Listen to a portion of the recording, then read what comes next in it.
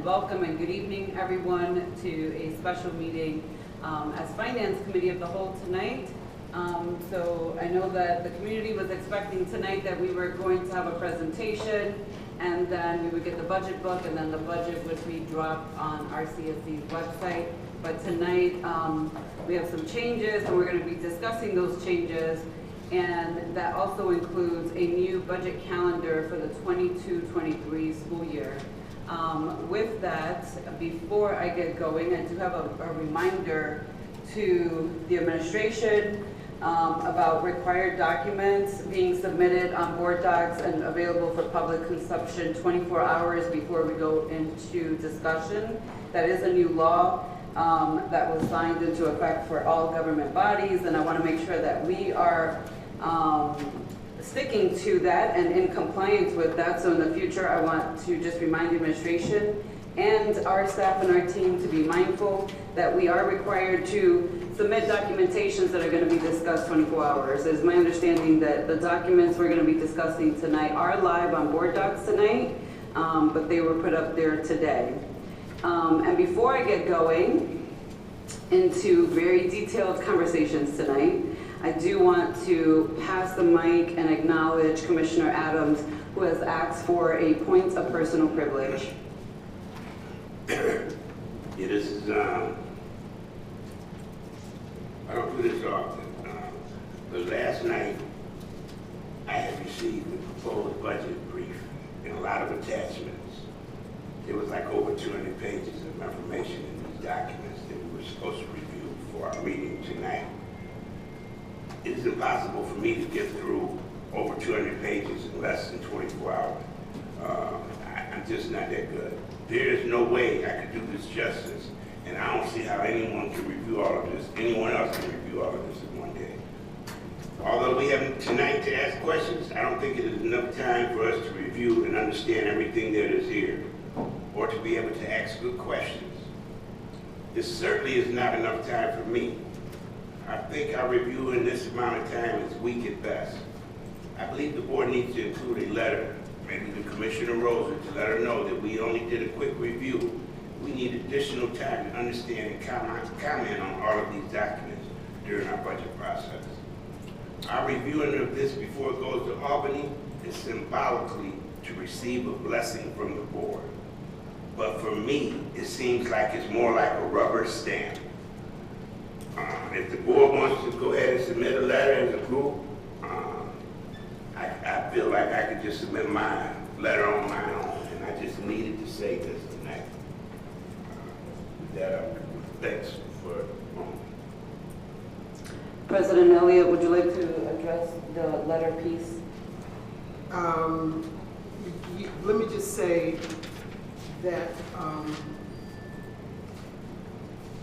I just want that all of us understand that we will have an opportunity to deliberate on the board too, to get detailed questions.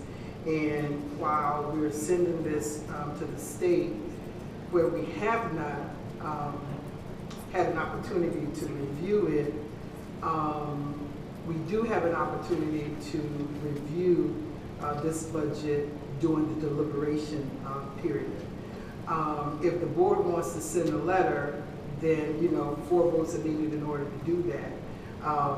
But I don't have a problem with it per se, but I just want to put out that the intent was not for us to review every page right now, but because we have the deliberation sessions in order to do that. So I just wanted to make sure that we will have time to review, but the budget has been late, and that we do have to submit it, but I just want to put that on the table that we will have an opportunity to review all of the pages during the deliberation session, and the Vice President and Chair of Finance is going to present to us the key dates, and those dates for deliberation are contained within this key date document. So we will have time to review, but to your point, Commissioner Adams, we have not had the opportunity to review it before, today or,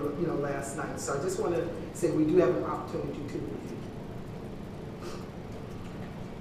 Also, a point of I'm sorry, this is not an open discussion at this moment around this. When we go into the conversations, he took a point of personal privilege. Me too. And you didn't ask for one, and I did not acknowledge you, so. I'm sorry, point of order. It is a point of order. I'm asking parliamentarian for a point of order. You've allowed, Parliament, I did not acknowledge. you've allowed two other people to speak and suddenly you're gonna cut them off?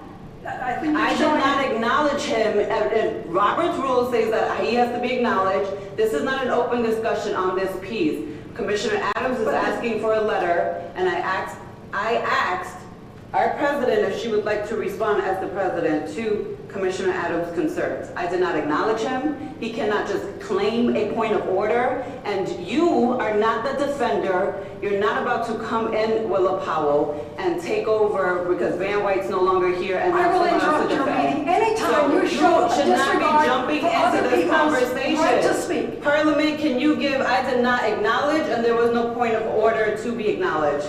Thank you.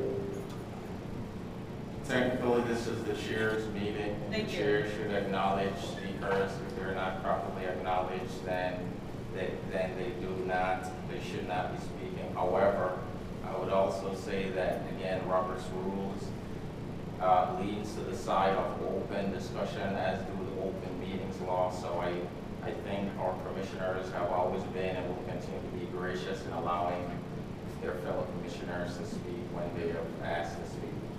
And like I said, when I open up the floor for conversations around this topic, beyond the point of order, then I will acknowledge him.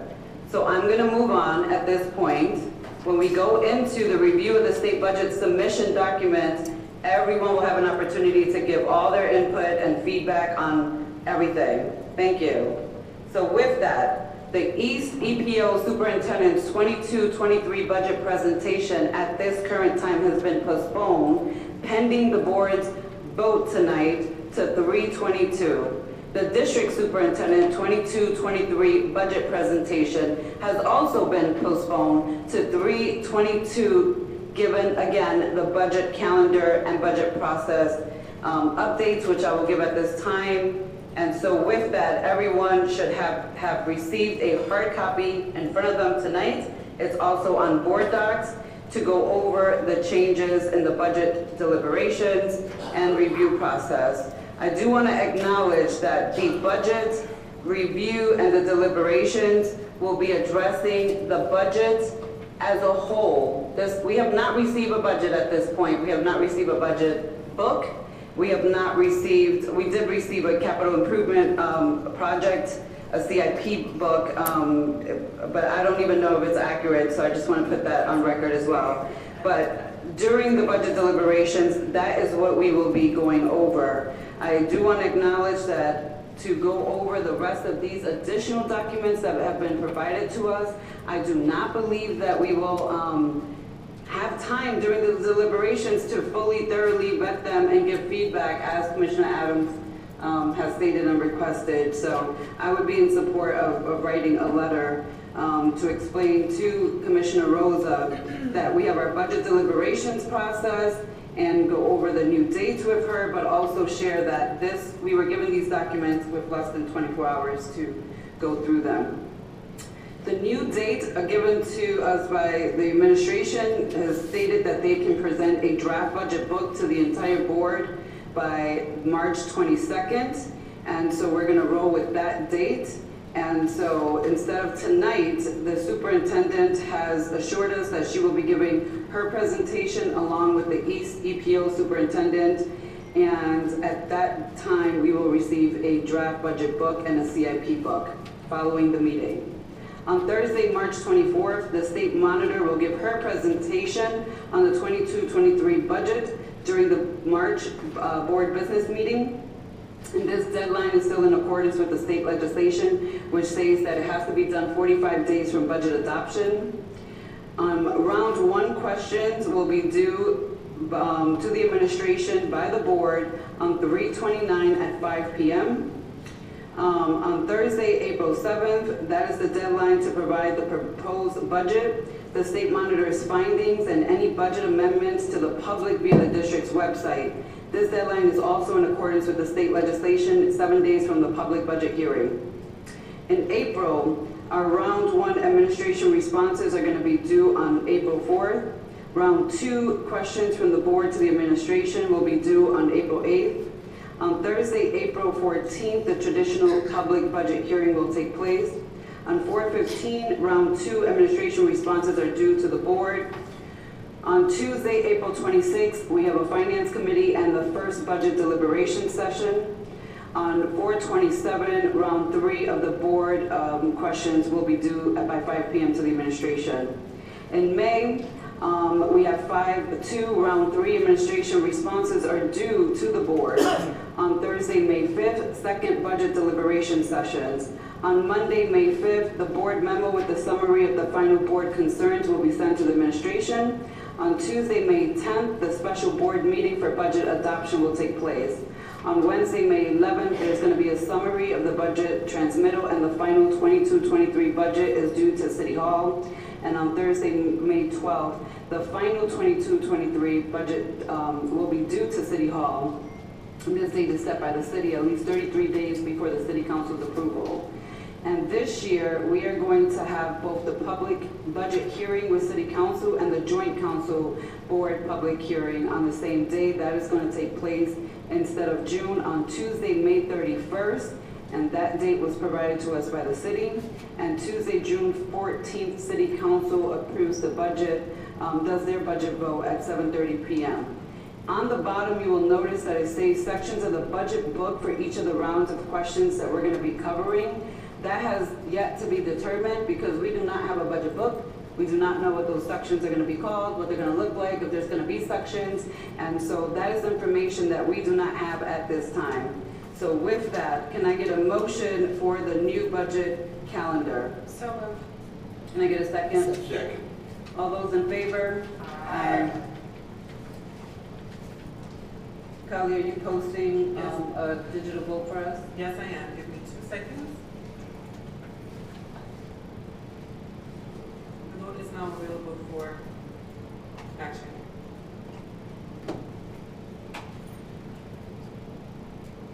If you're not logged in, you can just tell me, please take it manually, and I'll take it for you manually. Okay, I have. Okay, I'll take Commissioner Adams manually as yes, President Elliott as yes. Any other folks? It looks like I'm still also waiting for Commissioner Powell. You want me to take yours manually? Commissioner Powell? No, I'll wait for it. Okay, no problem. Talia, is there a way that I can log in? Yes, you may. Give me 1 second. I'll have one of the staff. It's not a big deal. Yeah. Thank you.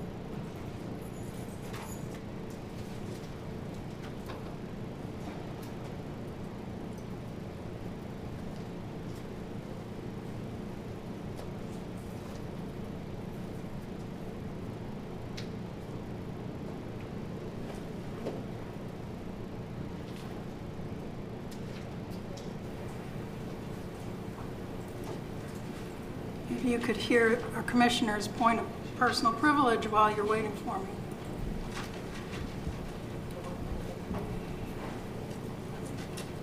Motion was introduced, so if there was going to be a discussion, now would be the time. I'm sorry, there's a motion to vote on the budget calendar. Are you saying that, Right, you made a motion for the board to take an action. So you made a motion, so if there was going to be a discussion, now would be the time. oh, on the key dates? Yeah, so if somebody has feedback on the key dates that they want to give, this would be the time to talk about the budget calendar key dates.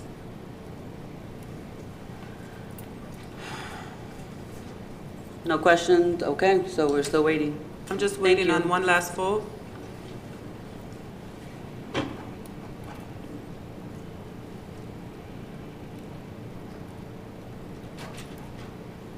Can't get in.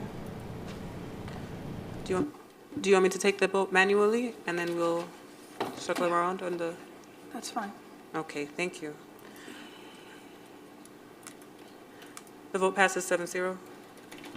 Thank you. So tonight, like I was saying when I first started the meeting, I do want to apologize to the community because I know that traditionally there are many people waiting for a budget to drop tonight. And despite what people may say, there are many people in our community who are intricately involved in the budget process and download the budget, review it, give feedback, and come to our budget hearings and always provide additional emails and outreach to commissioners. And, I thank you for being engaged and involved in that process. And I, again, apologize for the lateness and the lateness. There's nothing else I can say about it.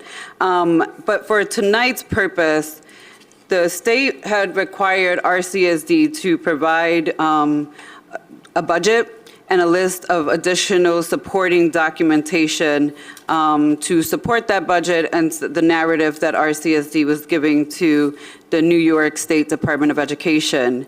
That is what is listed on board docs. And for the purpose of tonight's discussion, there are two key pieces that the state was really invested in RCSD delivering. And that was our budget brief on general funds and also the long-range plan. And so we are going to open and start the discussions with those two key pieces. And then as we move on, we'll go on to reviewing other supporting documentation. And so those are listed in board docs in that order. Yes. Yes, and the administration has just a few slides just to give a high level of what's in those two documents. Okay. It's on the screen and also on board docs. Perfect. So I'm going to turn it over then at this point to the superintendent, and you can kick off for the general fund budget brief and long-range plan discussion first. Thank you, Vice President LeBron. Good evening, President Elliott, to all of our board commissioners, Dr. Jallo, and our Rochester City School District community.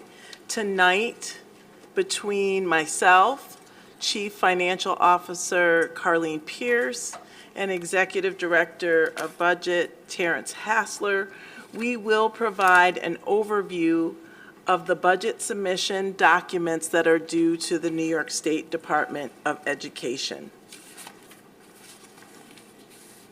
Next. Thank you, Superintendent.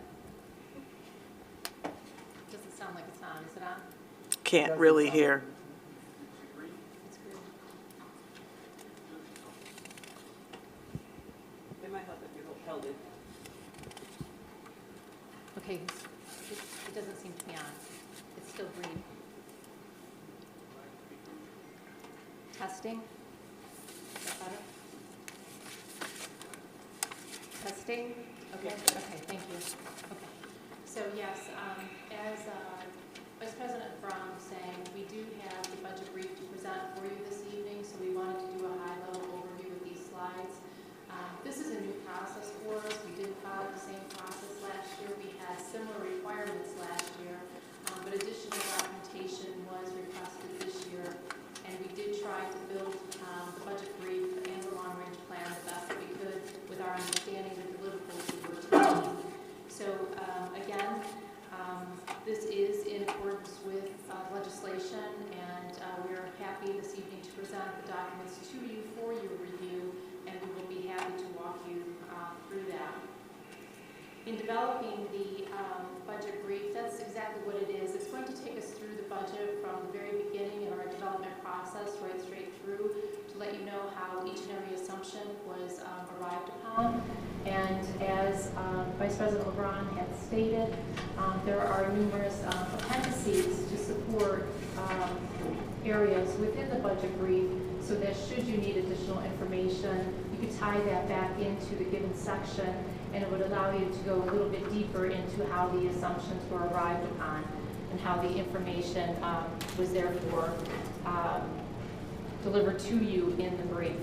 Our plan, our budget brief, was built upon the strategic plan. It's built upon the academic and financial plans, as well as our caps and the consent decrees. So if we could go to the next slide, please. So our budget development process spans over multiple months, where we collect a variety of information to inform our budget process. As Vice President LeBron shared, we have an extra step that we need to take, and that is submission to the New York State Education Department. Our original deadline was March 1st to the Department of Education, which includes the budget brief, the budget, the long-range plan, as well as several appendices. Due to multiple factors, we did not make that deadline, and Commissioner Rosa was gracious and gave us an extension to March 14th for us to submit that information. We are on track to submit all of the documentation and then follow the process of new budget calendar deadlines. We are on track to make all of those established deadlines. Our balanced budget is proposed at $861,775,316. In order to balance that budget, we are proposing to use $30 million of appropriated fund balance.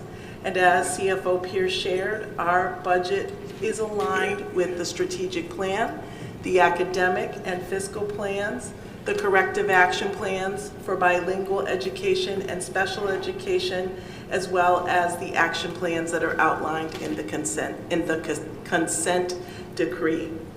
Our budget priorities are really focused on the following areas to ensure that we have movement and have meaningful, purposeful direction in the following areas.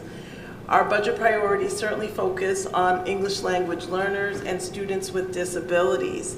And if you look at the major departments in the Rochester City School District, we have allocated resources to the Human Capital, the Office of Human Capital, in operations, through the Communications Department, as well as Information and Technology. And we provided specific information which is found in Appendix E2. Additionally, high quality instruction, and that is embedded within our strategic plan to ensure that every child deserves to engage with grade level content every day. And you've heard Dr. Black, our Deputy Superintendent, speak to that. That number 2, students must engage with high quality, culturally responsive experiences where they are affirmed, seen, and valued. And third, the fact that the Rochester City School District has an obligation to provide equitable experiences to every student, regardless of where they live. And the third is the social, emotional health and wellness, and ensuring that being now in post-pandemic in the district, that we are providing resources that continue to support and nurture every scholar in our school community. As we go through the brief this evening, I think one thing, and I've heard you all clearly about the dismay in not receiving the information at an earlier time. I think there will be one perhaps source of consolation, and that is that as we go through the information this evening, you're going to hear information coming back to you. It's repetitive of the items that we've been talking about all year. And those items would be such considerations as our declining enrollment, our structural deficit and the elimination of that deficit, and how that has to be paramount on our list of priorities to achieve. And the fact that we need to construct a budget from this point forward that is absolutely solid and fiscally sound, so we can continue to build on a healthy foundation as opposed to continue to erode fund balance. So if we go to the next slide, please. Thank you. We've mentioned that there are multiple plans that the budget needs to support within and 2 of those are both the academic and the financial plan. When we speak to the academic plan for the Rochester City School District, we focused again our priorities in the following very high-level areas. Increasing expenditures to update instructional materials, to have instructional resources K-8 that support English language arts as well as mathematics, coupled with unfinished learning. Direction of allocation of resources to improve the accountability of schools. As we know, we have multiple schools in receivership, as well as comprehensive support, as well as targeted support. We expanded resources to fortify our varied academic departments across the district, and we continue to uplift and ensure that we have the supports for our educators, our teachers in particular, to have what they need to support our learners. On page 7 of the budget brief, you will find a listing of the alignment of our budget priorities according to the financial plan. So on that page, you will see that it is our goal and our objectives to eliminate programs and initiatives that are not meeting the minimum district standards. We are going to be committed to using our substitutes more efficiently. We will be more disciplined in our management of staff ads and in vacancy management.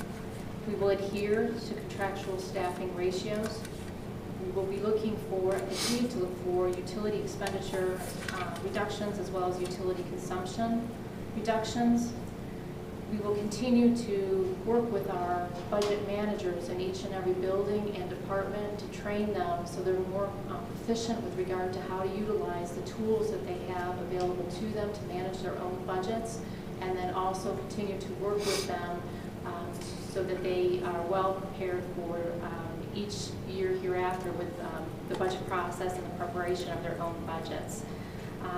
Lastly, we will be assigning the responsibility of revenue tracking and oversight to an individual within finance so that, again, we can stay right on top of our revenue sources and monitor those very closely. So with regard to the assumptions utilized for revenues and expenditures, again, there's really nothing new on this slide. These are the same assumptions that we have been working with. Our foundation aid, as I had shared with you at a previous meeting, is around is approximately $26 million mark. Our city MOE has remained stable as it has for the last 18 years. You will see within the budget itself the elimination of the CARES money this year, so that is now removed as a revenue source from the 22-23 budget. You will find that, again, that our budget is going to be in alignment with our absolute priorities. The next item down under expenditures, again, charter schools remains one of the greatest expenditures that we have. And we just put it up there as a note that all, in case anyone had the question, but all PPE and COVID expenditures were moved out of the general fund budget and placed within the SRSA and ARP grant funding. Again, SRSA and ARP are not a part of this discussion because this discussion is related to the general fund only for this evening. With all that said, and I apologize, it looks very small up there, our budget for the 22-23 school year, as Leslie had stated, is $861 million. And in order to balance the budget, as she had stated, we will be using appropriated fund balance in the amount of $30 million. There was a very concerted effort with regard to the appropriated fund balance amount. As you may recall, this year's amount is $33.1 million, and we wanted to bring that amount down to reduce it by approximately 10% because we wanted to be cognizant of the fact we cannot continue to pull from our savings without replenishing our savings.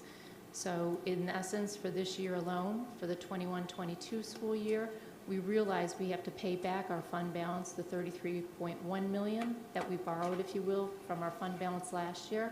So again, we do not want that amount in appropriated fund balance just to continue to rise without staying in check, and just be very cognizant of how much we are pulling from our fund balance. The next slide. Do you have questions? Do you want to take the questions with budget brief first? I do want to take the questions with the budget brief, so if you can hold off on this second portion, we can go dive into general fund budget brief questions for all the questions at this time. So I'll have you hold off for now, and then we'll do long-range plan. Can I start like in a round robin, if you don't mind? Rebecca, do you have any questions? I think the one question I have is on page 4, the district's accomplishments and milestones. It lists the transportation contract with Ontario Bus Company, and I was wondering if there's a plan to continue that contract. Mike's on his way up. Thank you.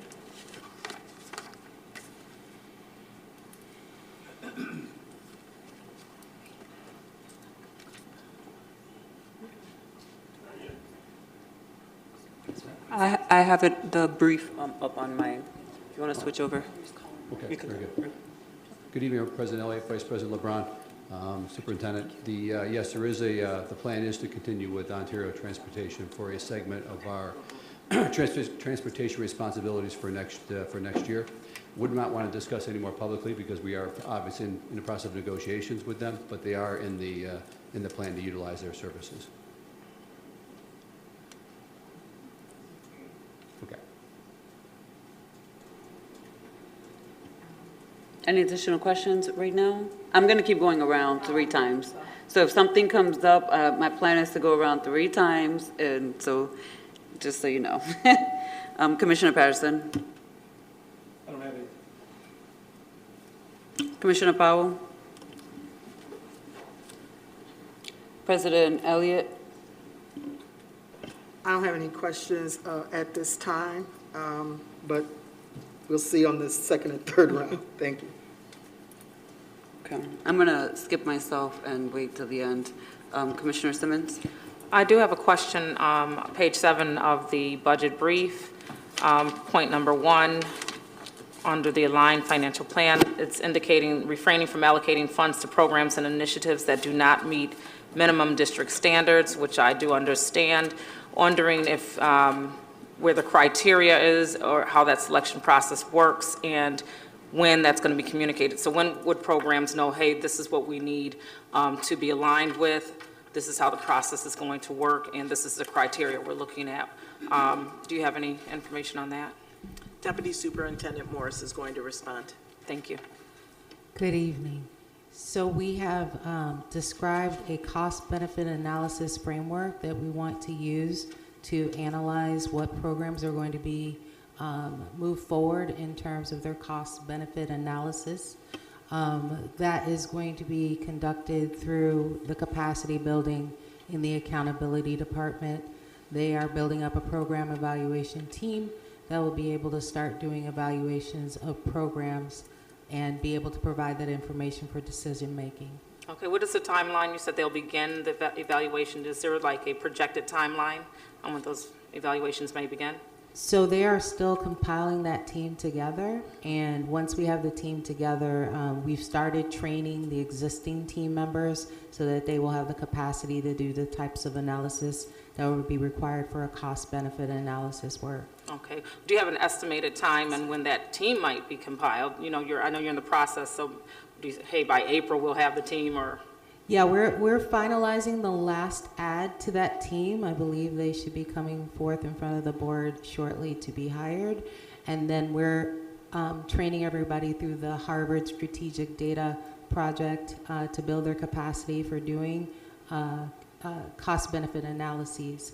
So that team will be trained together, and they will all be able to have the skills in order to be used to do cost-benefit analysis. Thank you. And so I guess my last question, I'm just going to reiterate that your best guesstimate, so I know you can't say, oh, by April 1st we're going to have this person, but in a guesstimation, would you say by May we'll have that team compiled? And yes. Then, okay. Yes. So you're saying by May that team will be in place? Yes. Guesstimation? Yes. Okay. Thank you so much. You're welcome. Thank you. Commissioner Malloy. Thank you. This is just for Carlene. forgive my ignorance here. So I'm looking at the general fund budget, and I'm looking at the budget that we approved last year in May, which was $960 million. Can you tell me what's the difference there? How much shorter from last year are we? This is just the general fund that we're talking about here. So our overall budget is much larger. What's the shortfall compared to next year by your estimates? Okay, so you mean with all-inclusive of all funds?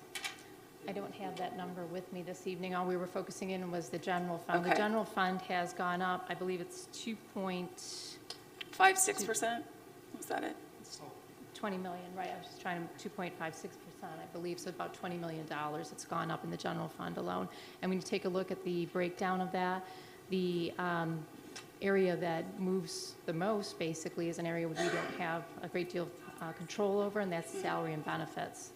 Okay. So it wasn't in equipment or supplies or things, it's in our human capital, in our employees. Okay, thank you. You're welcome. Commissioner Adams, did you have anything at this moment? So,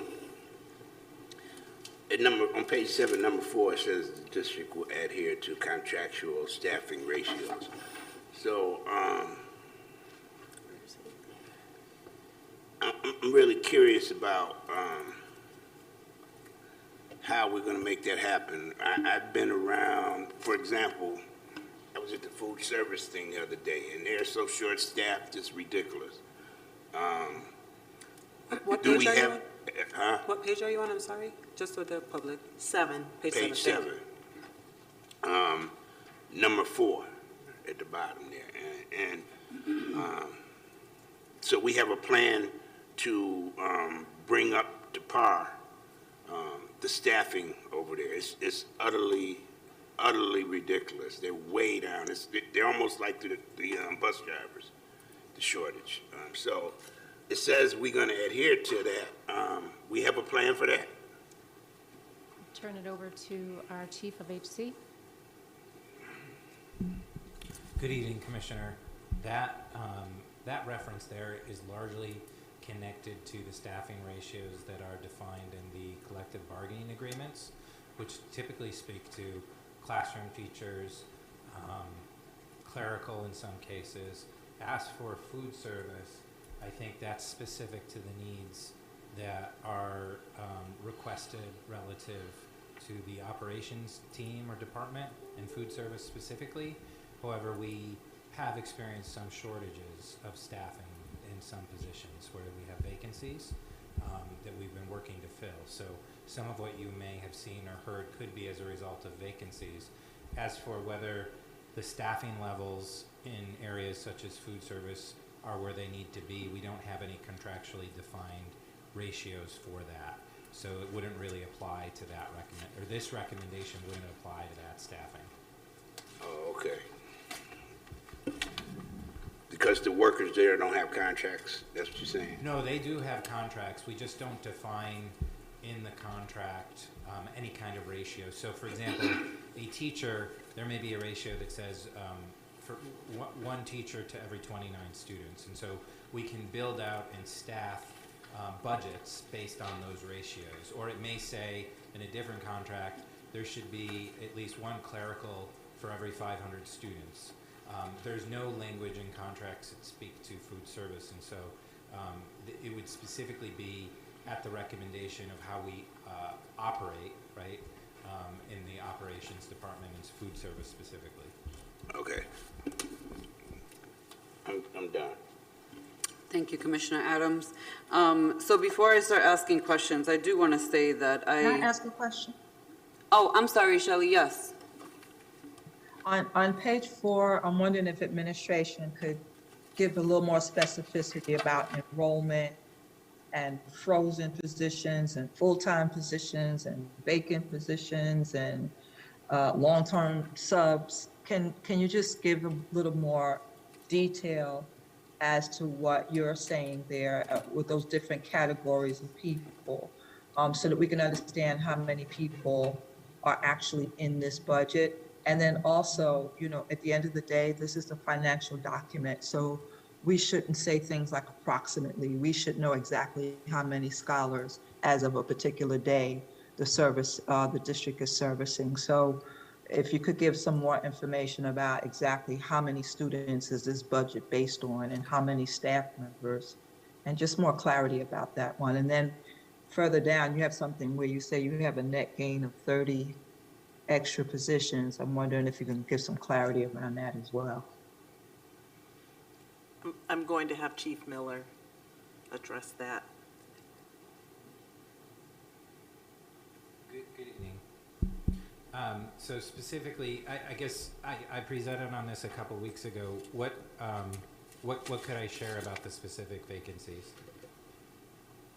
So you say that there are 452.27 full-time unfulfilled positions. And then you say there's 137.38 frozen positions. Are those frozen positions part of the 452 or additional? In addition. Then you say that, go ahead, I'm sorry. I'm sorry, in addition.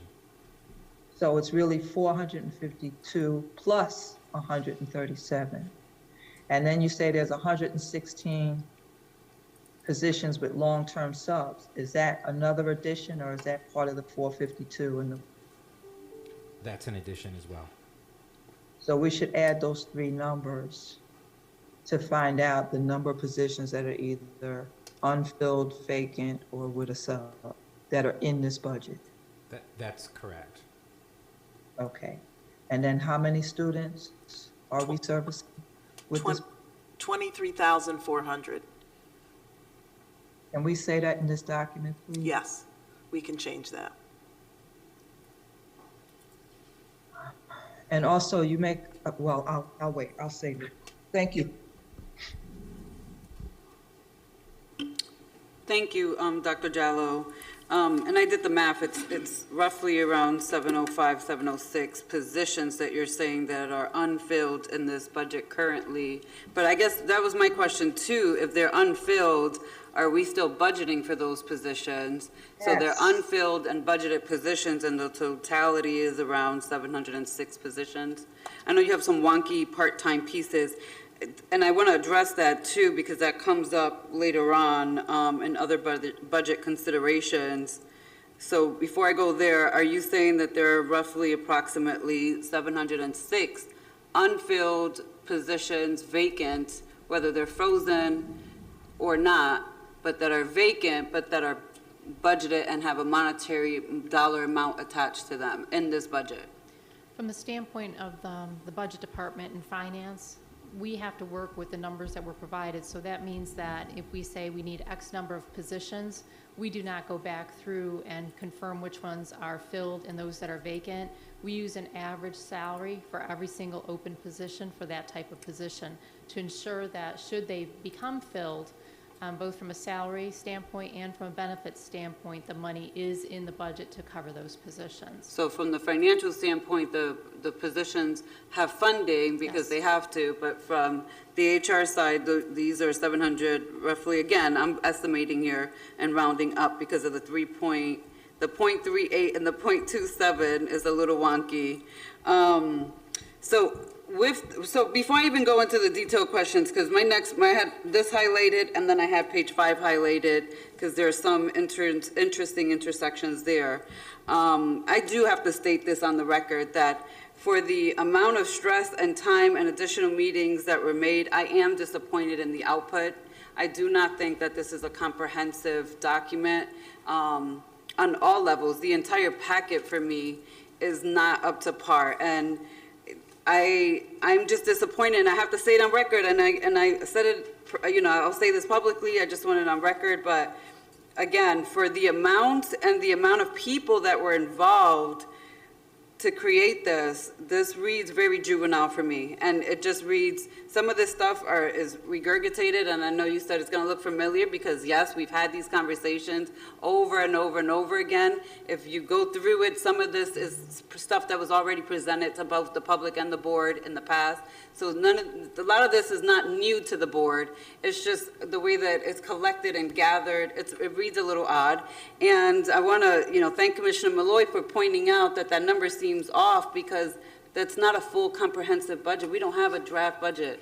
Not a full we have a general funds, which is what they were trying to meet with the state. So the state wanted to understand what our revenues and our expenditures are out of the general fund.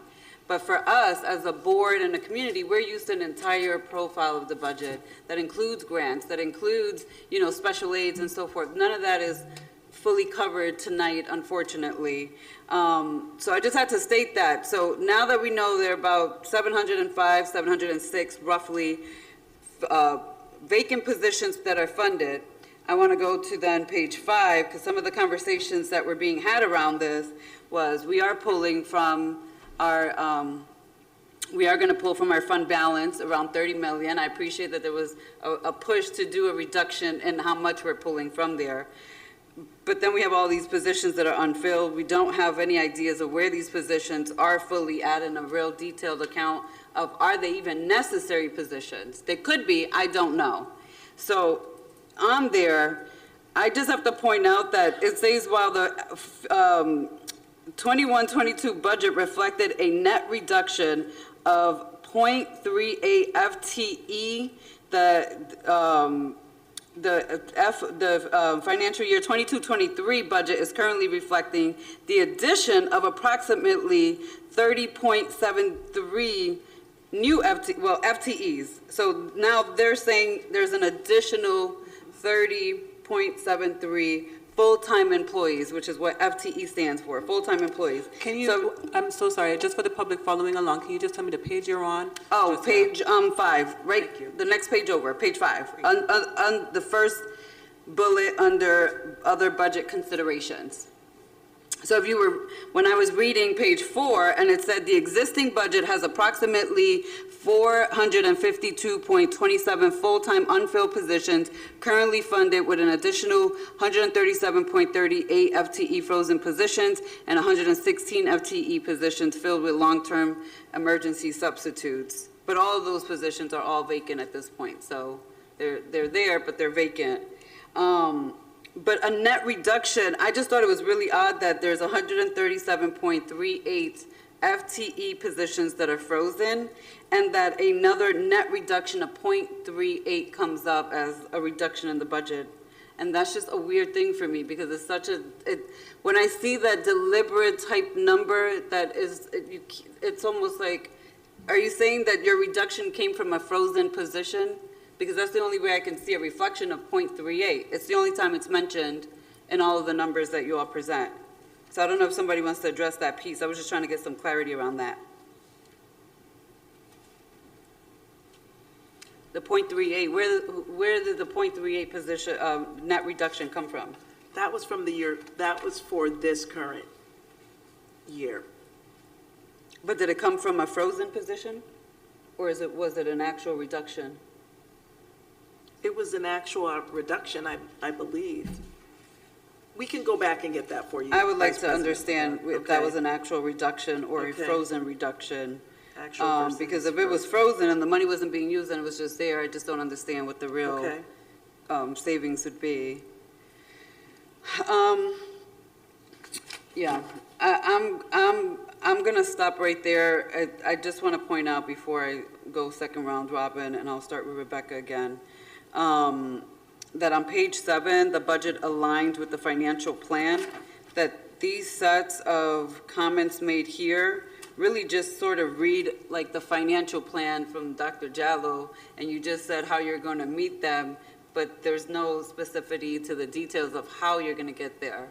And so I always point this out, when you have a goal, and I like to use real simple examples. If you have a goal and you want to meet a goal, for example, I want to lose 10 pounds. I need to know how I'm going to do that. When am I going to work out? Am I going to eat right? What is the plan of action that I'm going to take? How many days a week am I going to commit to it? Can I menu plan? Can I? When we put out statements in general like this, like we're just, the district's going to hear it with contractual staffing ratios. I've been hearing that all year. And in fact, I've heard it before this administration and the administration before that previous administration. I've heard it since I've been on this board the last 4 years. I've never seen a plan actually come to fruition. And when I hear stuff like that, and I know that people are not going into classrooms to see what's going on in classrooms, that it makes me a little nervous that we're making these blanket general statements this way. We're not understanding on a classroom to classroom basis what's happening. So I just have to say that I'm going to shut up because my next questions are going to be on page 8. And with that, I'm going to round robin back to Rebecca, our parent rep. Thank you. So at the beginning of the document, it outlines the English language learners and steps and pieces, high quality instruction, steps and pieces and specifics. And I'm concerned that under social emotional health and wellness, it doesn't give any specifics at all. And so when we're moving towards looking at actual numbers, I'm wondering if I can get some more information as to what the plan is, and any goals, anything that, just if somebody can elaborate on that. Dr. Black, we're just waiting. Yep.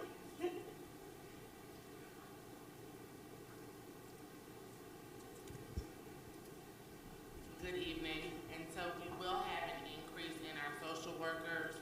We have an increase in our counseling staff. We have an increase in our partnership with some of our partner organizations, including the increase of additional rock restorative and Pathways to Peace members. We are adopting and reviewing a couple of different curricular options to bring social emotional learning and lessons on a consistent basis.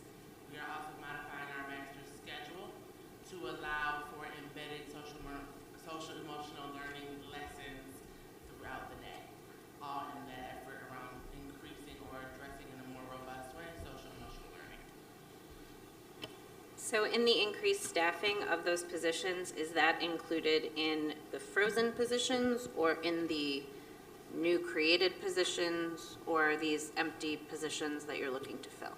So I can't speak to frozen positions, but I do know that counselors, we have some existing vacancies and we've added additional positions to be able to bring more folks on.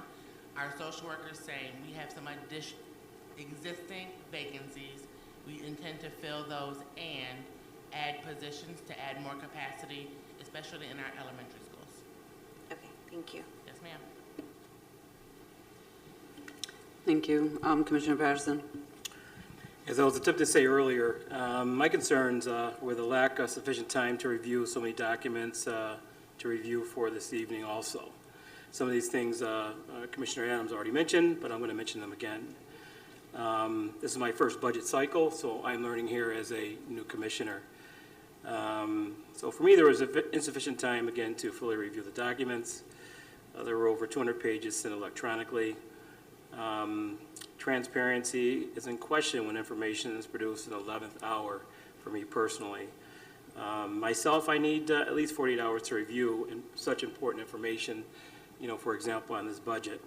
More specifically, my question is relative to social and emotional learning.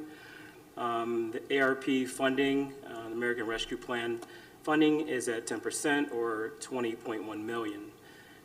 You can reference chart and appendix E2 on page 28 if you want to put that up, for the community. I understand that ARP spending must be completed by September 2024. So my question is, what is the long-term plan to support social and emotional learning? Will there be an increase in supports paid out of the general fund dollars, for example, for the psychologists and social workers and counselors and additional instructional support and, for example, TAs?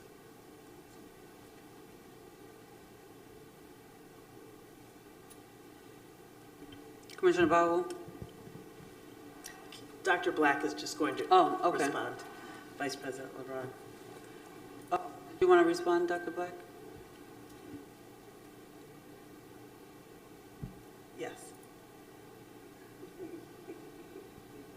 Good evening again. And so as we think about our program evaluation and the things that we want to include in our programming, we do have to evaluate over time what we keep and what we discontinue.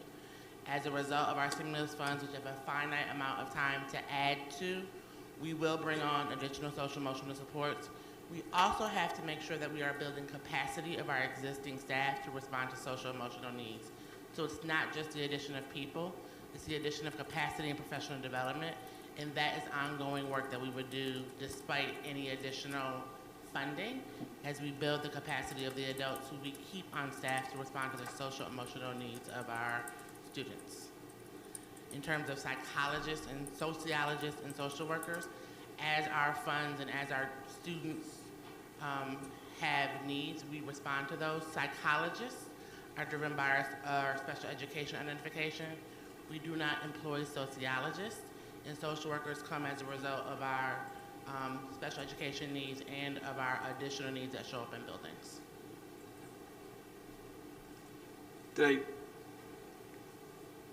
Okay, so we do not employ psychologists, you're saying? No, we do not employ sociologists.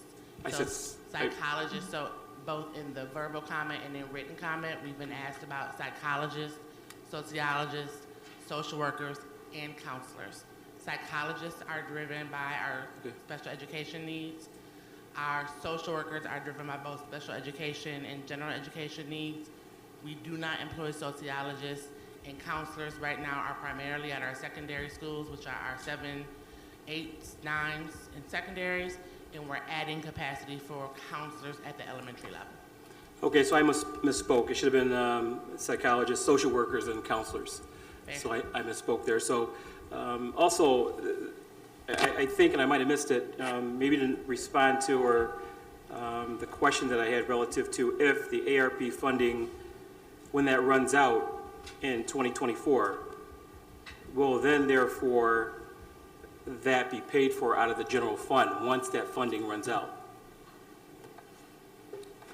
And so as we evaluate the efficiency of all of our programs and supports, we will determine what continues and what is discontinued. So I cannot say for certainty at this moment that the ways in which social workers and counselors are being paid for out of ARP will continue indefinitely in general fund. We have to evaluate the given services and needs and make those determinations as it comes about. Thank you. Commissioner Powell. Let me first ask, is this the full administrative presentation, or is this just phase 1? This is just a presentation of the documents that are required to submit to the state. We have not gone in depth to the budget. So we're just going over the documents that are, but we do have another portion to present tonight on the long-range plan. On long-range plan? Mm-hmm. All right. So I'll take the opportunity then to say, I'm not gonna waste anybody's time with questions. I'm just gonna tell you right now, I cannot support this budget. I already indicated the why before we had even this much. I said the pulling funds out of our fund balance wasn't going to work for me without an awfully good explanation. And quite frankly, reducing the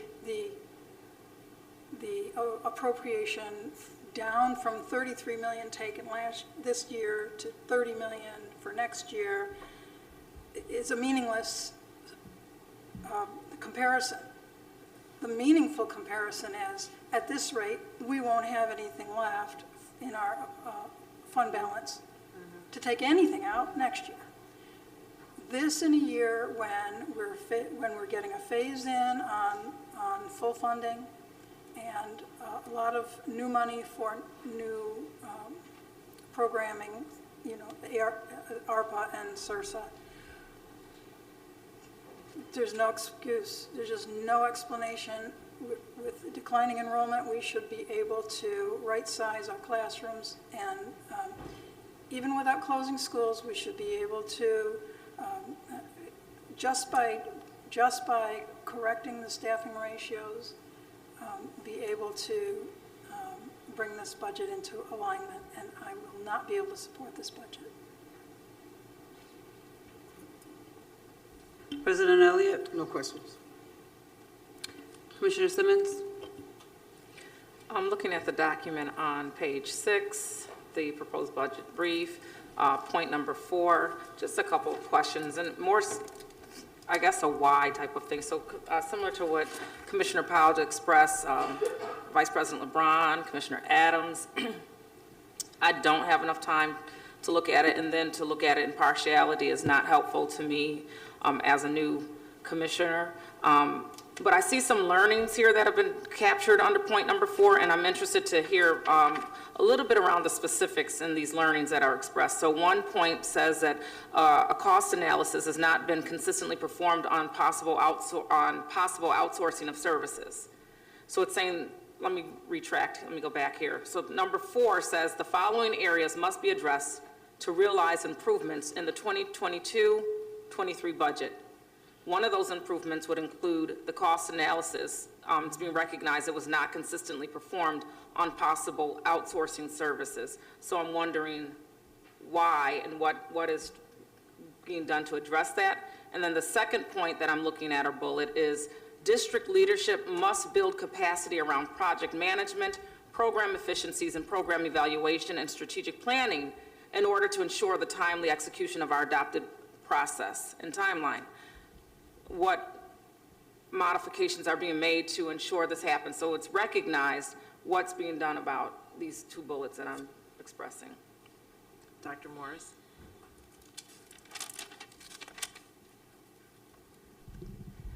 Good evening again. So there was not a psychometric arm or program evaluation arm of the Department of Accountability when we started as an admin team almost 2 years ago. So one of the first things that we started to do was identify funds to get a program evaluation team on board.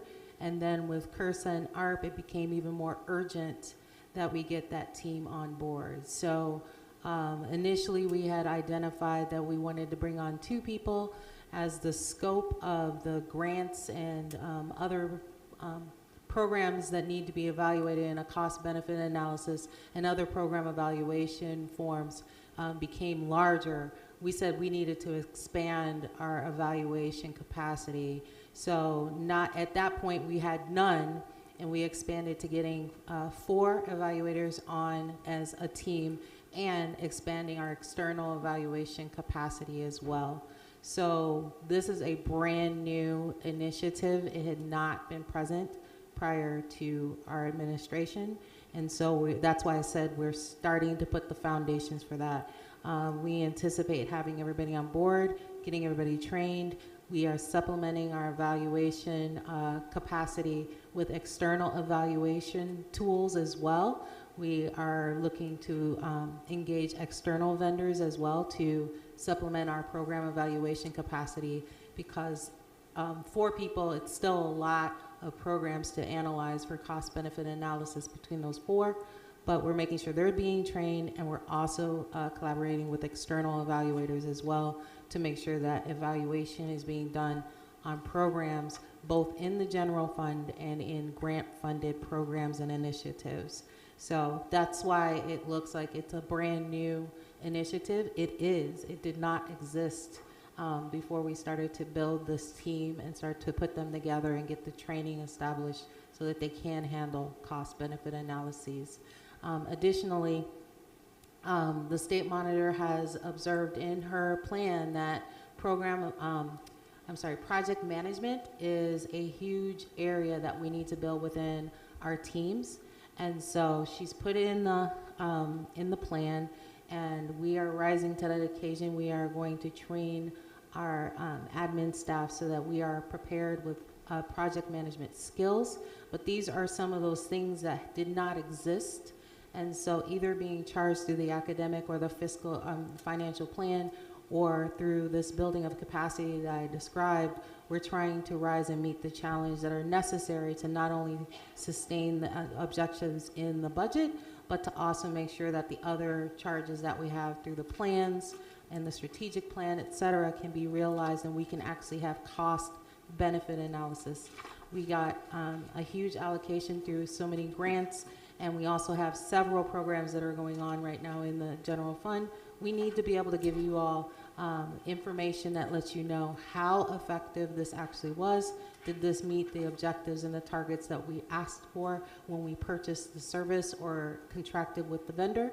And so we hope that by doing these structural things that it will help us do that. Okay, I'll follow up with the I'll put something in board docs or what have you. Or what is that, the piece for you? The law, question the law, question thank law. you. I'll put something in there because I want to know more so what it looks like. I understand what the concept is and why it would be necessary, but I'd like to know more about like the actions that are going to take place to meet those needs. Thank you. You're welcome. Commissioner Malloy? Thank you. Just to piggyback on what other commissioners have said, I find myself very frustrated. I made it through Appendix G in the less than 24 hours that we had to prepare for this meeting, and I'm just concerned at what I've read so far. You know, what is our long-term plan to address declining enrollment? And on page 5, where it says other budget considerations, I think one thing that rankled me was that on number 3, it says the district was aware that budget reductions of minimally $23 million were necessary, blah, blah, blah, blah, blah. District discussions related to modifying the managed choice policy and school closures, staff reductions resulting from a reduced district footprint, and ineffective program elimination were had. However, no final action was taken. It seems to me that this isn't just some other budget consideration. This is front and center what we should be talking about. Otherwise, our enrollment, it's just going to continue to decline. We know it's declining. It's been declining for 10 years. What are our long-term plans to address this? And it's not about just renewing contracts. If you look on page 4, you know, it's great that we reduced our transportation expenditures by signing a contract with Ontario. Long-term, long-range planning, what are we doing to eliminate our carbon footprint? What are we doing to ensure that we have more neighborhood-based schooling efforts in place so that we don't have those transportation costs? So I guess, long story short, I'm feeling really frustrated. I feel like we're not addressing what needs to be addressed in this budget brief about creating an infrastructure where we can actually grow our student population. Otherwise, we're going to continue to just hand over our students to charter schools, and we can never, it's not an level playing field or equal playing field. We can't compete, and it's just a drain on our budget, and then we can't have the social emotional perks that we need so badly for our students. We're short-staffed as it is. I'm frustrated. I'm extremely frustrated. So, sorry. Thank you for listening. That's okay. Thank you, Commissioner Malloy. Commissioner Adams? Okay. I do want to, we're going to go into long-range planning conversations. Oh, Shelley, did you have something? I didn't see her hand up. Just a quick question. If someone could explain the 30 positions they did add to the budget? Yeah. I don't know who wants to answer that. Leslie? I'm just trying to go to the page, thank you. It should be on page 5. It said there was this budget reflecting 30.73. So FTEs. we did give, I'm sorry, Commissioner Powell, we can hear you down here too. were you talking to me? I'm sorry. So we did provide some examples, but we can, to content directors, IM&T, 7.5 social workers. We can give specificity to the school sentries, and we have a volunteer coordinator. So we can lay out for you, we can lay out in the plan what the 30.73 specifically are. But we did give some of it. Okay. Dr. Jallo, did you have anything else? Okay. I do, just as a follow-up question to Commissioner Simmons' question and to Dr. Morris's response, just wanted to understand like what programs have been evaluated then in this budget cycle and what has been the impact on that for this budget. So I'll start there and then I'm going to jump into page 8. Good evening. There have been no programs in the general fund for this budget that have been evaluated by that team as of this time.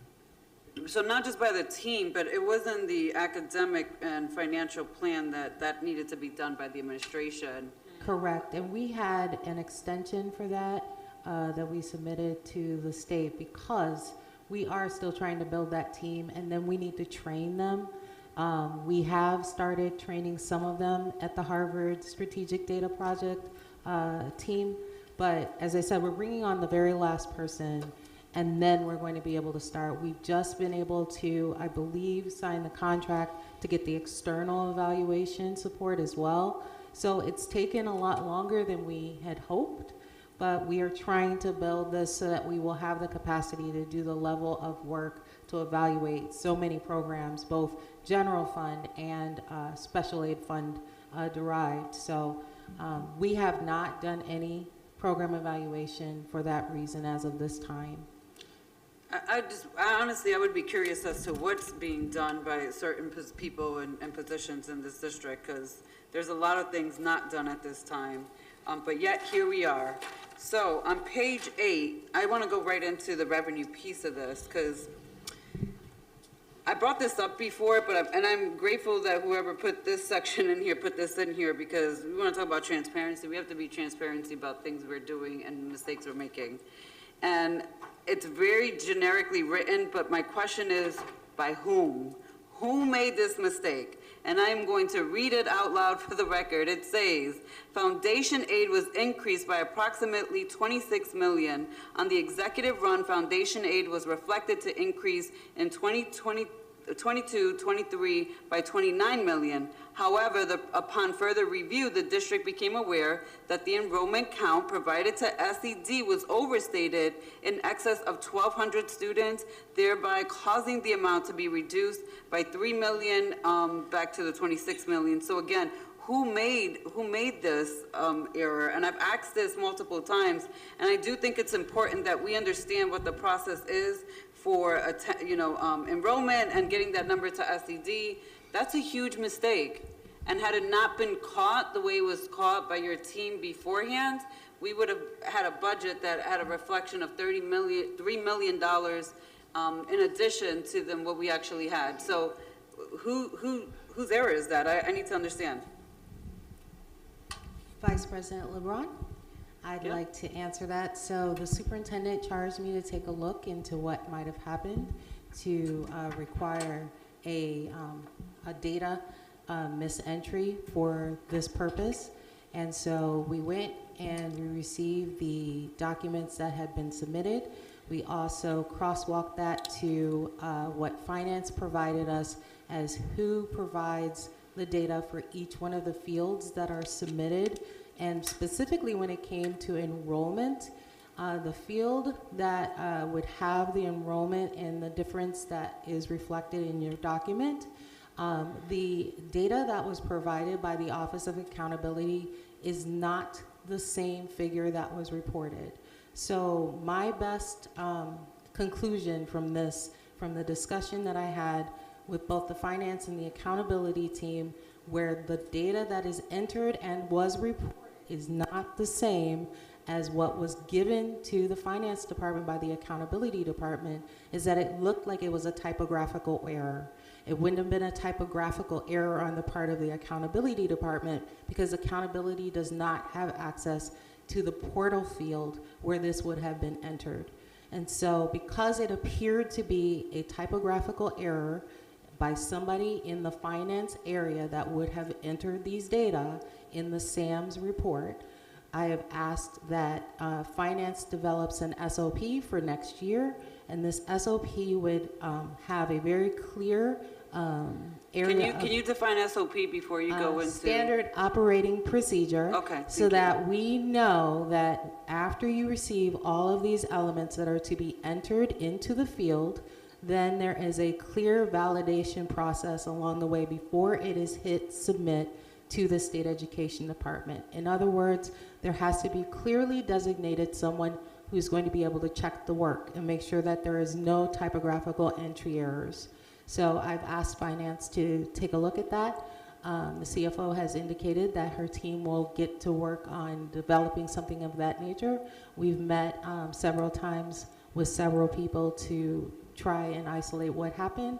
And that's the best guess that we've been able to derive that must have happened, because the figure that was provided by accountability is not the figure that was ultimately reported to the state. So you, as the deputy who oversees finance, you don't review what's being submitted to the state before it's submitted? They have the preview to just submit directly to the state without your eyeballs on it, I guess? I do not report, I mean, I do not review this particular report, but I think as part of the SOP, that review should be part of it. Okay. Vice President LeBron, may I ask? Yes. Appreciate the time. What we need to realize too is that it's not just one department that submits information into the Department of Finance for this information to be put together and to be submitted.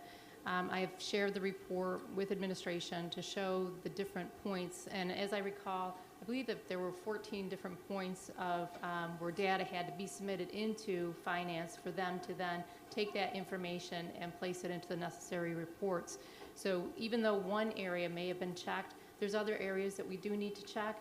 I am not yet comfortable from the standpoint of going to any one individual person on my team and saying it was your fault. I think it is, it's absolutely a culmination of taking a look at a process that obviously is broken. And had Foundation Aid not reverted back to the formula base, because that's actually how it came up. Foundation Aid is a formula-based driven aid. And so as enrollment declines, Foundation Aid declines. This year, Foundation Aid was put back into place, the formula was put back into place, and this is the year that the enrollment was discovered to be off. I have asked for a full audit of the information from years past as well, just to see, out of curiosity more than anything, how has the process evolved and how can we then make it better. I absolutely agree that a SOP needs to be delivered, developed and delivered, but again, you need to dig a lot deeper and to fully understand the issue, and we shall do that. We will. We have to do that. I just want to point out, though, I know that you're saying the system is broken, but all of our systems are essentially broken. Like, if we wouldn't even be where we're at right now if there wasn't a lot of brokenness, even within this new administration. So I just have to put that out there. Like, that for me, it's just not good enough. And I respect that you don't want to go to one particular individual, but it's a $3 million error. I understand. And it's not to say, hey, you're wrong, like you shouldn't. I'm not saying that that's the level of, it could have been a clerical data entry error, and it's a conversation to say this is the new procedures for us to double check. But I do believe that you should have your eyes on it as the chief financial officer, and your deputies should have their eyes on it before it's going to the state. And I think that's part of some of these issues. We're having a lot of titles, a lot of supervisors, not enough folks to actually oversee and do some of this actual work piece. Commissioner Powell, did you want to respond to this particular piece? Actually, the CFO covered it. The fact is that for all of the years that Foundation Aid was frozen, the enrollment numbers were irrelevant because it was based on what the enrollment was when it was frozen. How many years ago was that? Too many to count. So, yeah, $3 million is nothing to sneeze at, but we also talked about, asked questions like, well, you know, what are these 30 positions that are being added? 30 positions added is about $2 million at 15 FTEs per million. These are the small potatoes, all the way around. These are the small potatoes problems, not the big potato problems. I think that Commissioner Malloy kind of touched on some of the big issues, is that we're not changing the fundamental way we're doing business. We're not closing the gap by becoming more efficient. Whether it be truing up our classroom enrollment, or whether it be closing the schools. And I'm not entirely convinced we need to actually need to close schools if we can optimize each classroom. But the fact that so many other issues were put off and backtracked and so on is part of what's creating our bigger problem. But I do want to affirm that what the CFO said about frozen aid is absolutely correct, and that that might be too abstract for our viewing audience or for a brand-new commissioner for that matter, but it's essential for us to understand why we cannot look at last year or 2 years ago and assume that we can just roll that over. Rebecca, did you have something you wanted to add? If I could, I'm kind of obsessing over the 700 number of vacant FTEs that we talked about earlier on, just because earlier in this process, we had talked about there being an audit of some kind as part of the budget process. And I was wondering if that is, so because you're taking 700 people and saying that we need to budget for them, then how are we filling those positions? Like, what's the plan, guys? Chris. So, yeah, those are positions that have been determined that are needed, and we are attempting to fill them. However, some of those positions are filled with substitutes, right? So they are filled. They're just charged on a sub-budget. And then some of those positions, 137.38, for different reasons have been determined that right now, given where we are in other unfilled areas or other changing priorities at the moment, a decision has been made not to fill them right now because we don't want to pull people out of schools or classrooms to bring them into positions that might be in central office. There's some positions in there that might be reflective of COVID assistance when COVID isn't as big of an issue as it was a few months ago. And so that is reflected in there as well. Relative to the remaining positions, though, we are making efforts to attempt to fill those. There is a significant staffing shortage locally, nationally, and what we experience in the Rochester City School District. People apply, we advance them. Some people apply and they don't meet the the minimum qualification. So while they may be interested in a position, they aren't able to be hired into the position. But we have implemented incentives, we've implemented partnerships. Through CIRSA ARP, we have a significant number of initiatives and programs that were approved, but they weren't approved until January. So now we have to implement them and get them into target. And some of those programs are not quick turnaround things that are just going to change our conditions in a month. We have to build pipelines to colleges and universities so that students that are at that college are hooked by the Rochester City School District, and they're hooked and incentivized to come here after they graduate, and we keep them and we retain them. So those are the kinds of things that we should have had in place. We don't. So we are working to get them in place, but we needed financial resources to be able to build those kinds of programs and partnerships. And so that's where the priorities of the board and the administration need to ensure that we do things like that, because in this marketplace, it is a candidate's market, and that's very different than maybe a few years ago.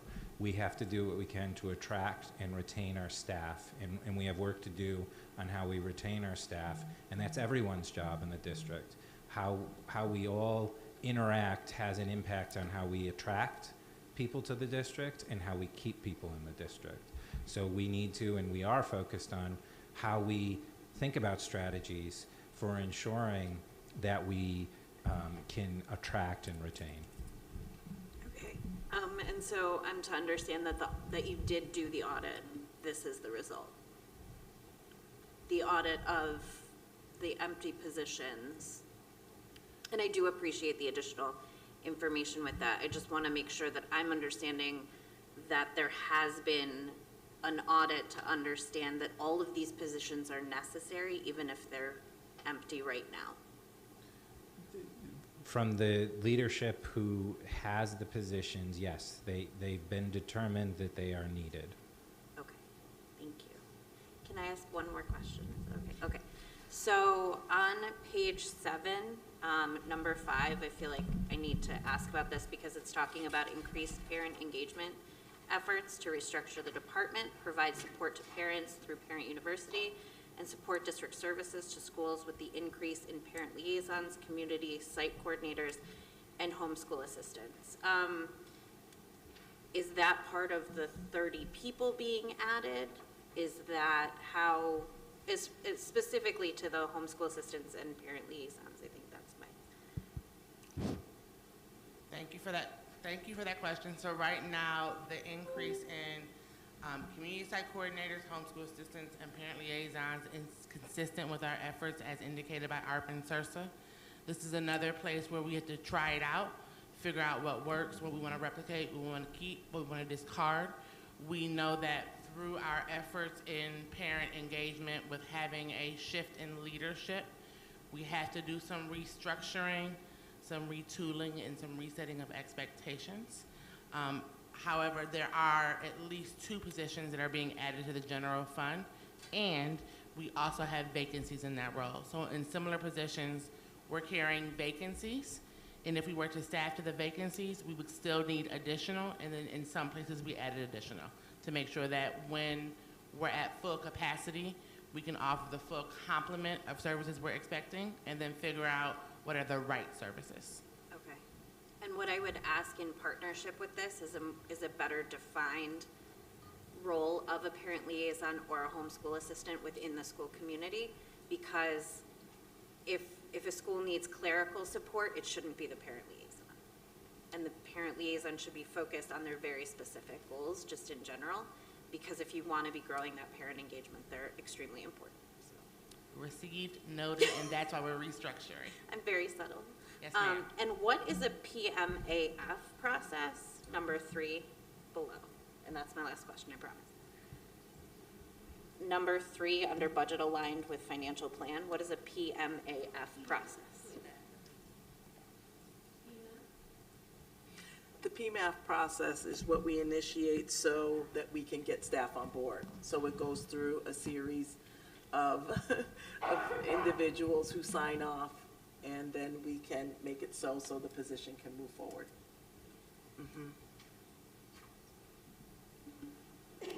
Becky, you all set?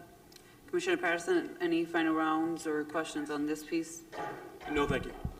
Commissioner Powell? President Elliott, anything on this? Commissioner Simmons? Commissioner Malloy? Commissioner Adams? I just want to point out, I did go back and watch last year. Oh, Dr. Jallo, I'm sorry. Did you have any piece on this? Okay. I didn't see her hand up. I've been trying to look for her little hand at the corner there. Before we move on, though, I just want to point out that last year we took $33.1 million out of our fund balance to balance the budget. That was the presentation you presented here. And that the only commissioner that voted against that was Commissioner Malloy for some other reasons, not necessarily for that piece, but she did indicate publicly on the record why. And I was hesitant, and I did go back because I wanted to see what years I voted for or against, and I'm 50-50 at this point, so it could go either way for me depending on what this budget cycle will look like, and I just want to be transparent in that. But, you know, I just want to point out that 30 million is going to come out, and I do share the same sentiments that eventually, you know, we'll have to do something so that we're not borrowing against, and I know that there are not, the ARP dollars, which are the federal stimulus dollars, and the CARE Act dollars, with CRESA, you did point out that CRESA is going to be removed from the general fund. That's not even a funding stream for us as we move forward. ARP dollars are there, but those are also short-term, and that is not included in this budget tonight in this presentation, correct? That's correct. What I had stated earlier was that the CARES money was removed because that was the last year for CARES as this year, so it will not be moving into the 22-23 budget.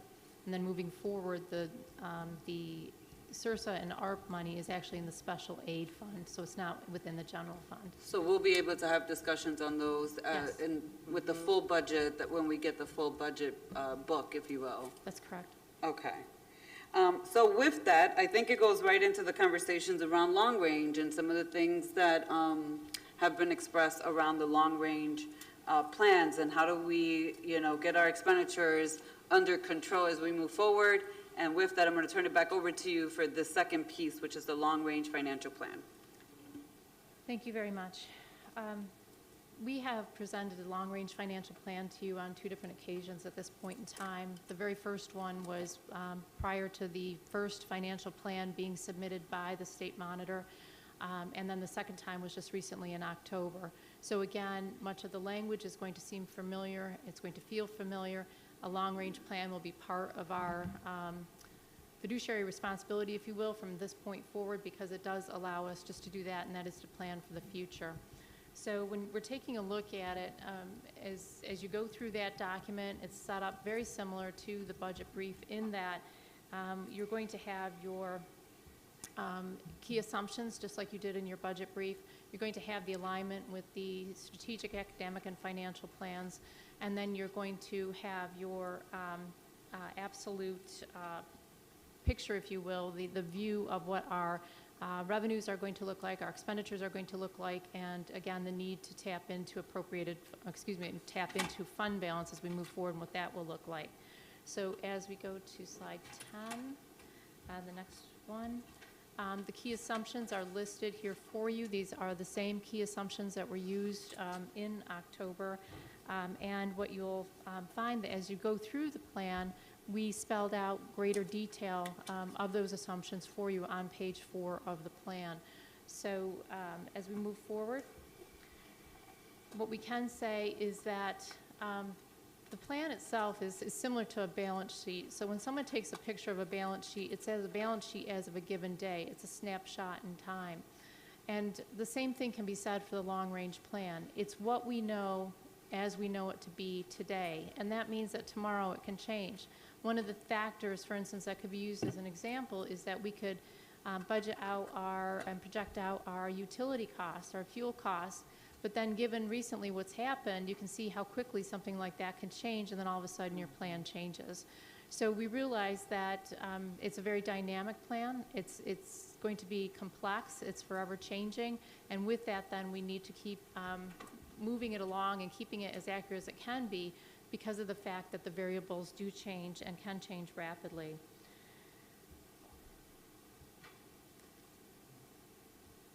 Pardon me? Okay. Yeah. So if you take a look at the actual fund balance, and again, I apologize, it's so small on the screen for you this evening, but if you take a look at the actual fund balance projection, it goes to the point that Commissioner Powell was making, is that we do need to remain forever diligent in how much fund balance we are tapping into and using. So again, if you take a look at your the line that is titled surplus and deficit, we start out with the 22-23 school year, so now this budget year, what we know the budget to be as being proposed right now, and we take that projection and we move 5 years into the future. And I do have to say that it's a well-known fact that pretty much anything after the 3rd year becomes a bit abstract. It becomes where you cannot rely on it as carefully or as heavily because you're just too far out in the future. So again, if we take a look even at the first 3 years, from 22-23 and then moving out to 24-25, you'll see what's happening with the surplus deficit line, where we're continuing to having to tap into our fund balance to bridge that gap. That means our structural deficit will continue until we do something about it collectively. And what you're going to also see is that if you move down to the next line, the beginning fund balance, you're going to see the continual erosion to where you get to the point in 25-26 where you're in the red. So again, this is making an assumption right now that no additional fund balance is being recognized at the end of each fiscal year. We already know, as stated earlier, that we would have to underspend our current budget by $33.1 million. That's in this year's budget. And we'd have to underspend that budget by $33.1 million to put back into our savings account what we use this year to bridge the gap. What we're saying in 22-23 is that we would have to then underspend that budget, the proposed budget, by $30 million to put that money back into our savings account. So again, that it's there, and we're not going to continue to deplete the fund balance level. And again, as everyone is saying, we do need to remain diligent in how we're going to utilize our resources. When individuals are saying that the structural deficit is not a reality, it is a reality. This proves it. That, again, using our regular assumptions as we know them to be today, based on very reasonable expenditure amounts, and again, those are all detailed for you within the plan and for SED within the plan, and also using our revenues at a very conservative level, but very realistic level, this is what our future looks like.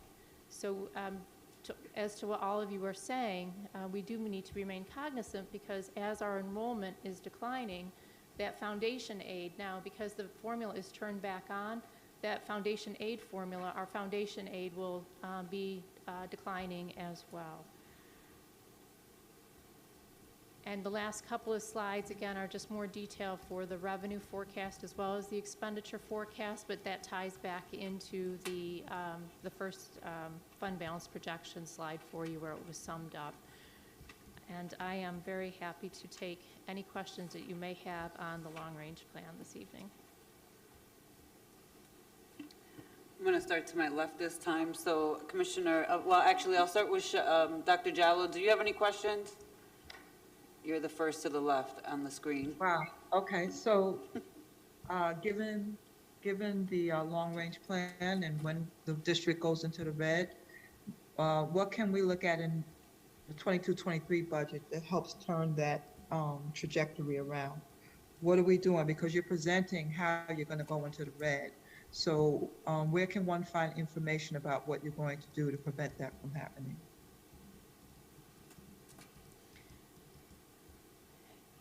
And this is an open question. It's not just to you. It would be a continuation of discussions with schools, the school closures and mergers. It's right-sizing our staffing, as we have talked about. It's looking for additional revenue sources. As we've mentioned in the past, are there ways that we could lease out our buildings to others, for instance, that would be a proven revenue source? But those are some of the areas that we need to look at. I think, too, that when... Can I just say something here, though? So, and I don't mean to be disagreeable, but I told you that a year and a half ago. And so now you see charts that show that you're losing fund balance and everything else. You're going to be totally in the red in 3 years. So it's nice to talk about those things, but that's already in the plan for you to have done as a district. So now you're kind of like your back is against the wall. So I'm hoping that there's language somewhere in some of these documents that I could access and others can access to see what you're going to do to turn that tide around. What was the last part you said, Dr. Jal, to see? How you're going to turn that tide around. The time for conversation around it, you've had a year and a half. So really now your back is against the wall, so to speak, where you have to put some things in action as soon as possible to prevent that table from becoming this district's reality. Mm-hmm. So each one of us on the cabinet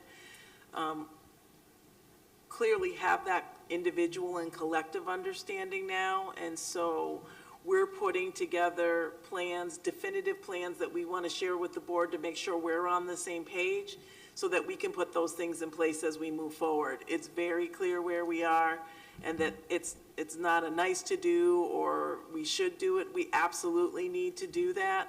And the other thing that we talked about is the importance of really helping our internal and external stakeholders really understand where we are, because there has been a narrative, particularly with the fact that we have ARP and CURSA. You all are flooded with money, and you shouldn't be concerned. There shouldn't be as concerns when we talk about the structural deficit. We do have one. We've got to do a better job of really making that plain for our stakeholders to really understand that. And I certainly would like to work with CFO Pierce, President Elliott, Vice President LeBron, of really figuring out how to create that urgency, because it hasn't been. And again, there's the misnomer of, well, you have $300 million extra dollars, you should be fine, don't worry about it. We have to be worried about it. And again, we have that individual and collective understanding on our team. And so we can work in our various spheres of influence to ensure that that work does happen. It's very clear to us.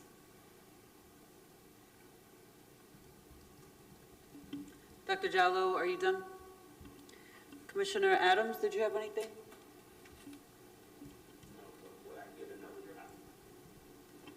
But will I get another opportunity? We're not done here. Yeah, no, I'm Okay. going, this is first round So for I'm the good. long-range I'm good. finance plan. Commissioner Malloy? Thank you. I just want to reiterate what Dr. Jallo has just pointed out. You know, I look at the fund balance projection in 2027 and see a projected year-end balance. It's pretty red, pretty big, and I'm alarmed. And want to know what we're doing to create an infrastructure for growth. Thanks. Commissioner Simmons? I agree with those sentiments expressed. President Elliott? Yes, thank you, Madam Chairwoman. We talked about a lot of this on Saturday, about what it's going to take in order to eliminate the structural deficit. And a lot of these are going to be difficult decisions. And people are not going to want to hear it. So, you know, if we are to have a fund balance, you're going to have people to say, well, you don't need all of that money. You know, put it into children, to the programs for the children. You're going to hear that argument. You know, they don't understand why a fund balance is necessary. What happened if we didn't get the ARP or the source of funding and we had to rely on our fund balance? So that's a part of the education that we have to help our community and our families to understand that, yeah, we may have the funding, and I think that the other piece that happened is that we got pressured into spending the fund balance, and we should not be pressured. We have to be able to educate our community in order to let them know why it's important to have, just in case, you know, we need it and we don't get funded and what have you. But I think that there are other areas that we can look at. You know, we may have to have a conversation around salary reductions. We may have to have a discussion around no salary increases. We may have to have, you know, these discussions with the bargaining unit around the legacy costs with regard to, you know, we're spending money on lifetime costs for health insurance, for example. They have to pay more into the insurance. These are difficult questions, but they have to be had.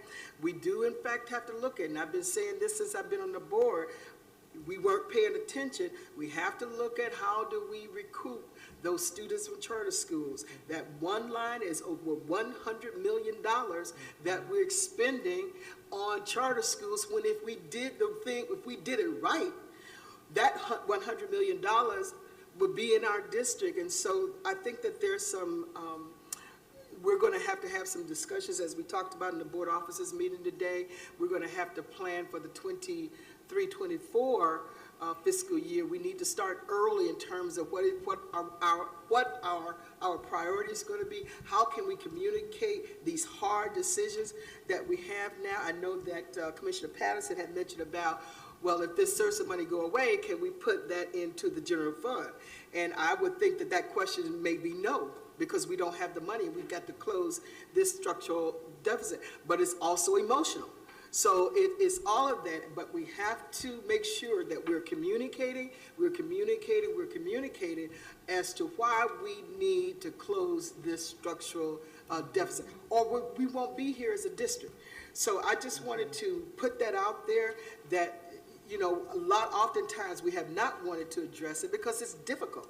And it is difficult, but we're going to have to say to people that may have to be our first priority. How do we get this closed over time? And so when we're saying no, when the district is saying no to some of the schools, or we're saying no to central office with some things, I mean, we've got to take that. We've got to take it, but we have to also make sure that we're putting in the forefront that we've got. And I can't see that, but in year 5 we'll have more than $100 million. Is that what I'm seeing? $100 million in a structural deficit or fund balance. So we just have to continue to put that, even as colleagues here, even as we make the decisions, we're going to have to say, well, we can't do that, because we've got to address this budget, this structural deficit. Now, to your point, CFO Pierce, what you said was simple in terms of, year to year, that we spend whatever the budget, the structural deficit may be, we spend less of that. I'm hoping that's something that we may be able to do. I don't know how realistic that is. Maybe it is, but I'm going to keep that in mind too, that we spend $60 million less than what we have budget, and that's going to help us. That may be the easiest thing, but it also may be the most difficult. And I had used the term the other day that it may be painful, and the state monitor made an encouraging comment by saying that it may not be painful. It may not have to be painful. It is the way in which we redesign what it is that we do. So just know that if people are saying no, or if they're questioning, that to keep in the forefront that we have a structural deficit that we have to close. Thank you, Madam Vice President. Thank you, President Elliott. Commissioner Powell? Thank you. I think this slide and the page in the long-range plan, page 8, that supports the page on the screen, thoroughly vindicates my position. Keep in mind that the total fund balance, not all of it's available in any event because we have committed funds that are intended to handle those contingencies where budget estimates don't come through. What I really want to say, though, is we're throwing around the term structural deficit. And in the past, I would absolutely agree that we've had a structural deficit where the funds that we receive from the state are not adequate to pay for the expenses for our children on a per pupil basis. But that hasn't been demonstrated in this budget. And this is what I mean. When you show me that staff ratios are comparable to the staff ratios in other schools across the state, comparable schools or districts like the Big Five across the state, then we can honestly and comfortably say it's a structural deficit. But if our staff ratios are more generous than other like districts, that's not a structural deficit. That's a voluntary, that's a situation where we voluntarily exceed our resources.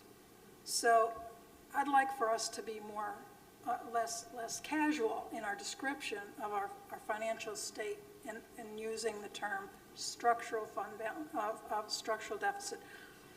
I have no evidence based on what's before us today, because we don't have those staff ratios calculated based on these revenue streams. I have no evidence that this is a structural deficit right now. All I know is that we have that the administration has every intention of spending more money than it receives in revenue this year. That's all I know. Thank you. Commissioner Patterson? I have nothing. Rebecca? So I did have a question specifically to the plan. On page 9, under the general fund, the revenue, under other local revenue, there's a significant decrease over over the 5 years, and I'm wondering what the revenue is, what those numbers are based on.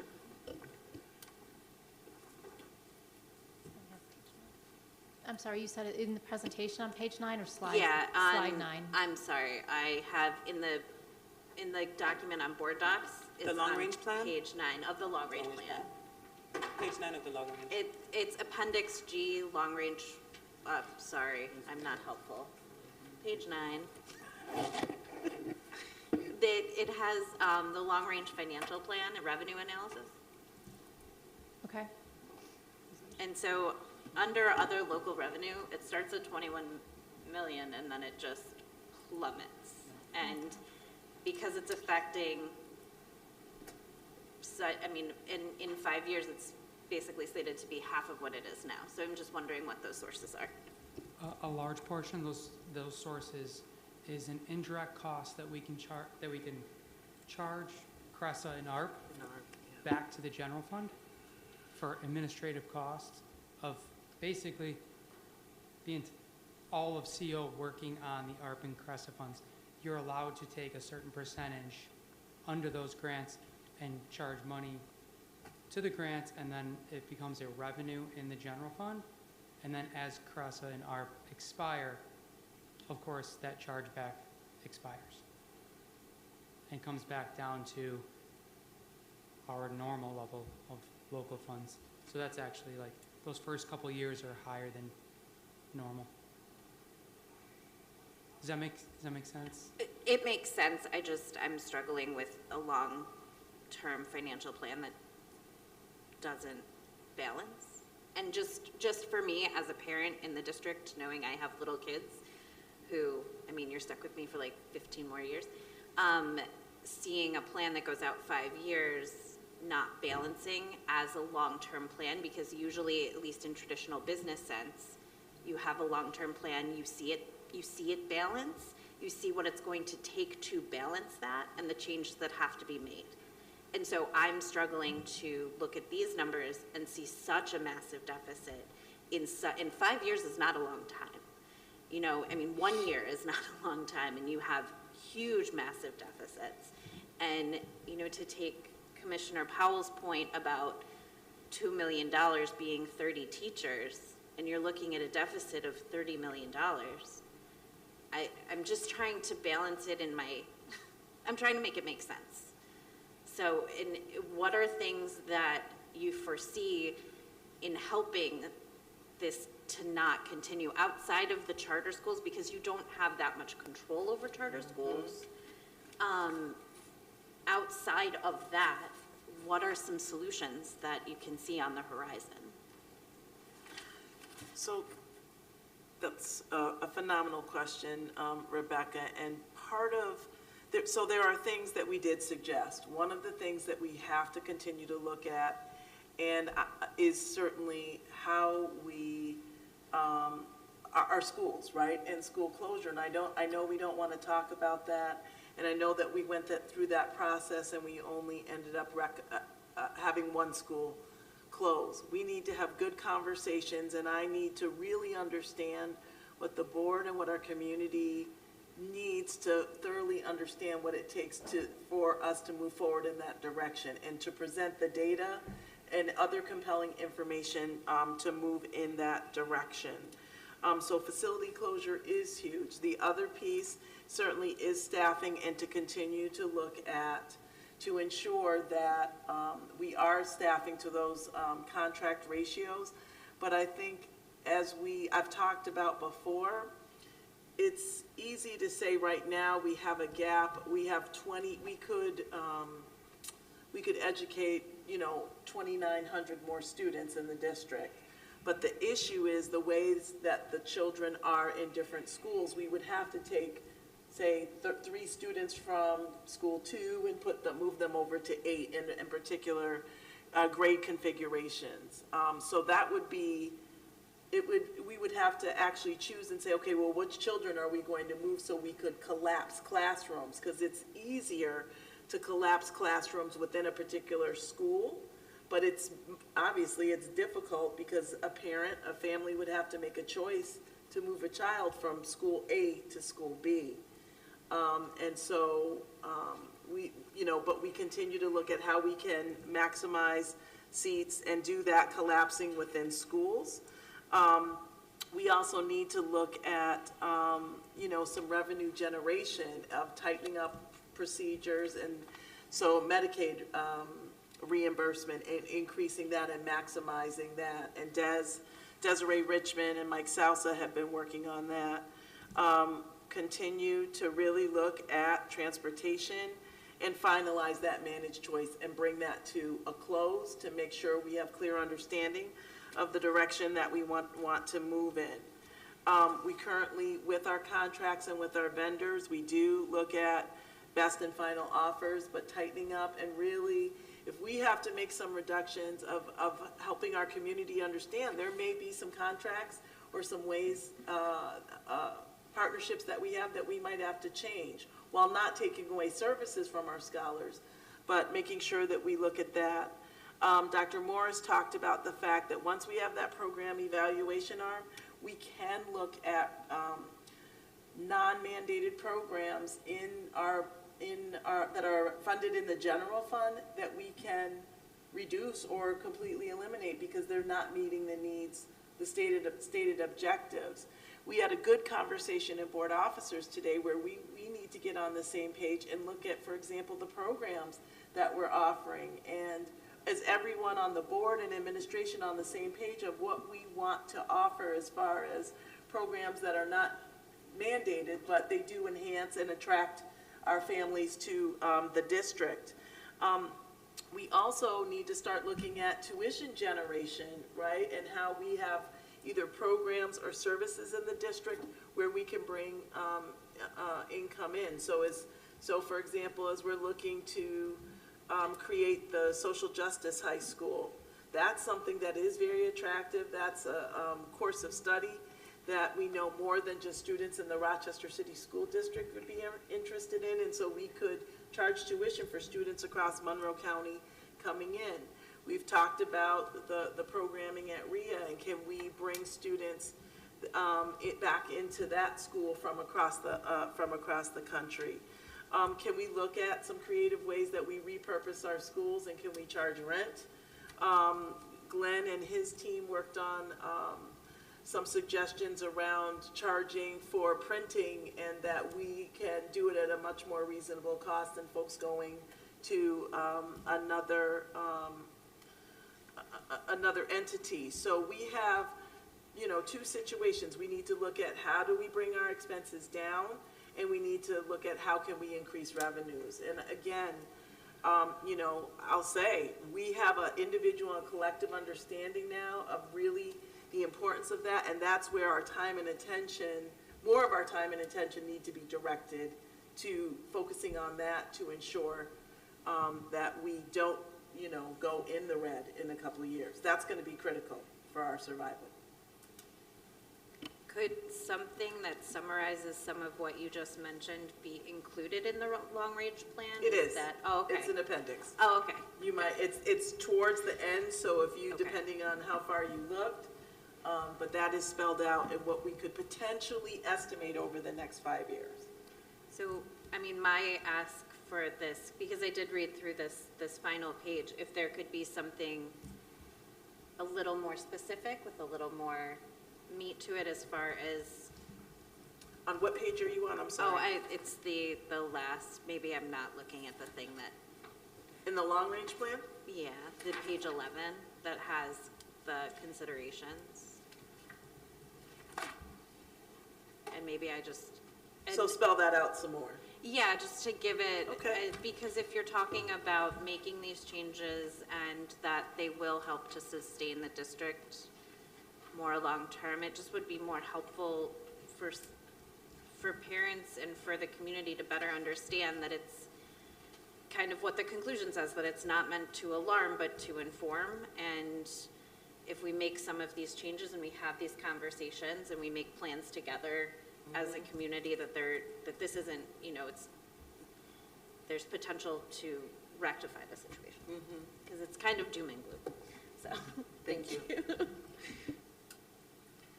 Thank you, Rebecca. I'm going to start at page 5, and then I actually want page 6 to be pulled up. But just very quickly on page 5, it says there's no way to predict these enrollment numbers will increase or decrease through time.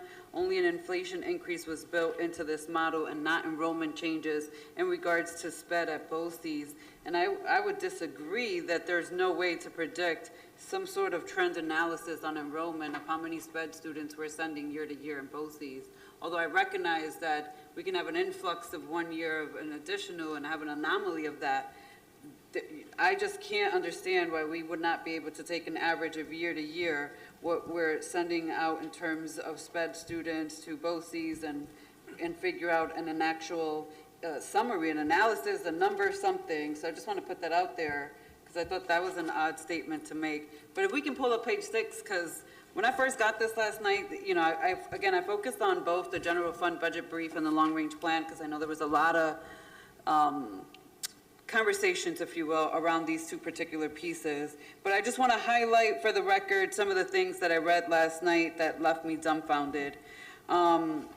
It says, since no one is able to predict the future with exact certainty, the actual results in future years will vary from the projections in this plan. My understanding of, you know, projection is really, it isn't with certainty, any prediction, it's really just a summary. So I didn't understand why that needed to be stated. But continued improvement in the New York State budget economic climate resulting in state aid increases greater than expected levels. That doesn't mean anything. New sources of revenue for the 23, 24, 24, 25, 25, 26, 26, 27 that are not contemplated at this time. That doesn't mean anything. There was another one, favorable stock market returns that freeze or lower employer contributions to the state retirement systems. That doesn't mean that's like literally not even in our control in terms of the stock market. I was kind of baffled why that would be there. So and it goes on and on. Most of these there's only one that I'm like, yeah, I can understand the discontinuation of managed choice policy. Absolutely. That's something tangible that this board and this district can commit to with an actual replacement and have an analysis on that. But I was just baffled by that. And then I want to go into, because this came up multiple times, the cost savings measures and worksheets that was attached with the long range plan. And I highlighted that this framework is called, and I don't know if that was a typo or what, but that's the other piece. I just want to point out that in the long range plan on page, and I highlighted it with a marker here, on page 4, the maintenance of effort number of years that the city of Rochester has remained the same is a different number than what you put in the first budget brief that we're submitting to the state, and that is also on the same page. And so I just want you guys to match that year that you're stating it. So on page 1 of the budget assumptions, it has a year that is different than on page, what page is this? Page 4 of the long-range financial plan. So if you can just make that adjustment before this gets officially submitted to the state, that would be great. Just want to point out that any of us can always look at other school district stuff, because the fact that this was pulled from the Buffalo School District's long-range plan, they're not in the same position as RCSD. They're not in the same financial position as us, although they do have a long-range financial plan because they too are predicting some expenditures and so forth, but they don't have a state-appointed monitor. I would be personally more curious to see the other school districts that have a state-appointed monitor and what their submissions are to the state. But the fact that this plan was pulled from Buffalo's kind of piques my interest, if you will, to go to Buffalo's school district and pull their long-range plan to review it for myself. Because I wanted to see a side-by-side of what we actually pulled from there, if there were similarities, and there were, so let me just point them out. Additional revenue from the city of Rochester, they say additional revenues from the city of Buffalo. Substitute teacher costs, that literally the same exact line shows up in the Buffalo one. Facility closures, they also talk about that. Even put the numbers, 21 and 22 for Buffalo. Transportation is also discussed in Buffalo. Their central office reductions also discussed in the Buffalo. And then there's cutoff information in the charter school recruitment and recoupment. If you go in the chart on that last page, and this plan is not numbered, so I can't give you a number, but it's the second to last page of the cost-saving measures. It's cut off under institutionalization piece. I couldn't read what else was there. And then, this piqued my interest that the initiation was going to be this recruitment and recoupment was a 3-stage approach where we're going to initiate a phase to gather information about what's causing our current state. There's lots of reasons that are causing our current state. Like, But apparently, nobody's ever written those down, even though I'm sure they've come up multiple times over the years. So I would like us to figure out a different, faster approach to addressing that issue right there. And if we can fix that so before it gets submitted to the state, and any additional typos. And so I don't need no responses. I just wanted those things on records because, again, when I received this last night, knowing what we all went through to get here, I'm embarrassed. Commissioner Simmons? I don't know if I have anything to say. I just wanted to reiterate when I heard the parent rep with Ms. Hetherington speaking, it just reiterates the need for really smart goals, like very specific goals.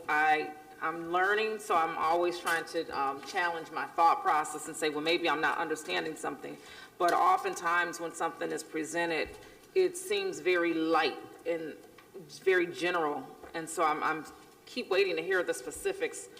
So if we could just start forming some, for example, if we identify that we need to eliminate some services, we need to look at services that are not making an impact. I'm just using that as an example, not to belabor that. But if that's something that needs to happen and it's understandable, if something's not having an impact, you might have to adjust that.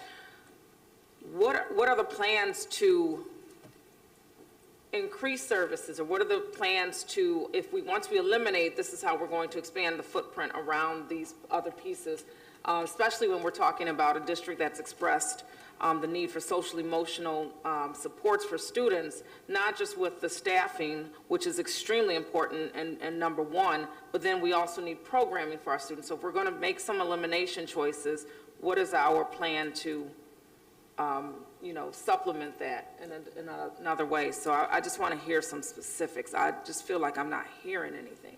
I'm just hearing general conversation, and I don't walk away with a good pulse. And talking to different community partners and things of that nature, it's just kind of like this black hole of abyss, and I feel like I'm not connected. And I'm trying to challenge that thought, but people are like, no, we're not hearing things. We're here, we're offering supports, we're not hearing back. So I don't know what to tell people, but I got to start figuring out what questions I need to ask more of so that we have the answers that we need. Commissioner Adams, did you want to say anything? I'm sorry, yeah. Commissioner. I'll call on you next. So, yeah, I'm going to take this opportunity now to say, Chris was talking about retention. I hope we're just not talking about retention when it comes to employees, especially the SSOs. They definitely, we don't need any of them to leave. We need to probably incentivize to make sure that they stay. And I don't know how that works, but we need to do more to talk about it. They are on the front lines, really dealing with special issues and all of that. And so I'm really concerned about the retention. We've lost so many good staff this year, it's ridiculous. And so I hope we just ain't talking. But my other last point is that Dr. Blackett addressed a couple issues that the students had wanted me to address. And you said support is coming in reference to restorative, and in reference to social-emotional, which is also included the mental health. But one of the other main demands of the students, of all the different surveys, all the different rallies that went on, it was about the food. It was about the food. It was like the top thing. So, and I'm looking at you, and I'm talking to everybody. I'm just happy to be looking at you, but I'm not. It's an issue that we need to, I hope it's in this budget. We need to do something with the food service so that they could do something for our students. That is like one of the, if you go back through all the videos of all the protesting, when the teachers got laid off, when Daniel Prue got killed, the students always talked about food, man. So we got to support that department, man, so that they can support our students. And so I'm done. That's my little piece. Thank you, Commissioner Adams. Commissioner Malloy. Ditto, Commissioner Simmons and Commissioner Adams. So I don't need to say anything else, but fully support investing more in our food service. We always operate at a loss. We need to invest more of our own funds in this. It's for our students, healthier meals, better food. And I also am really concerned about the institutional knowledge that has been lost from departing administration, but also teachers who've chosen to leave. And our students deserve to have the best administrators and teachers before them. We still do, but we have lost many people, and that institutional knowledge is hard to get back. So I'd like to see creating an atmosphere where people want to stay and work for us. Thanks. Commissioner Patterson, do you have anything? Commissioner Powell, President Elliott. The only thing I want to uplift is something that President Elliott actually alluded to, with something that the state monitor said to us in one of our meetings, and I do think is noteworthy to kind of hone in on, is that as we're making decisions, so I just want to reiterate to everyone and to the community that this is not the budget deliberations or the process. These are the documents that are being submitted to the state, and it is not the full picture. And this is what's going to the state. Whether we approve of it or not at this point as a body, this is what's going in. But something that the state monitor pointed out was that it doesn't need to be painful.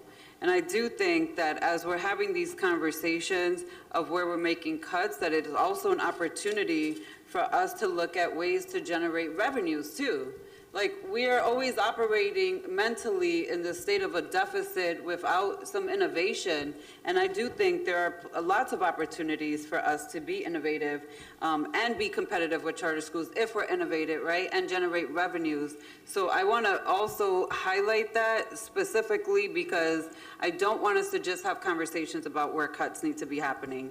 The other piece, you know, as we're moving forward, as we're analyzing all of these programs, all of our schools, that we need to also analyze critically both central office and the SCG group. And it's not to point anybody out specifically, but I cannot, in good understanding, say to this community that I'm going to support closing a school before I look at further reductions in leadership and upper management. And so I have to say that because these conversations will get difficult, and they don't need to be, but if they get difficult, then they need to be difficult equitably across every single department, every single school, and that also includes East. This board has to look at what we're doing at East, and we're gonna have to have some tough conversations about the budget there as well. And so, and when we're talking about contract negotiations, that has to be a contract negotiation with the U of R that's to be had as well. So lots of things to come. And we have a little bit of time. And then another thing President Elliott did allude to was starting all of these conversations and the process much, much earlier. And today in leadership, we were having discussions around possibly even starting some of these conversations as early as July. July 1 starts the new budget. And after the 4th of July, we start having conversations about how we're going to move forward to close the structural deficit and make tough decisions, but also be innovative in these decisions. So I just want to acknowledge the second piece of this is that they are reviewed for other supporting documentation, and that is Part B. And I don't know if anybody has any questions on any of the additional apprentices that have been or will be submitted to the state. And all of this is going into the New York State Department of Education tomorrow.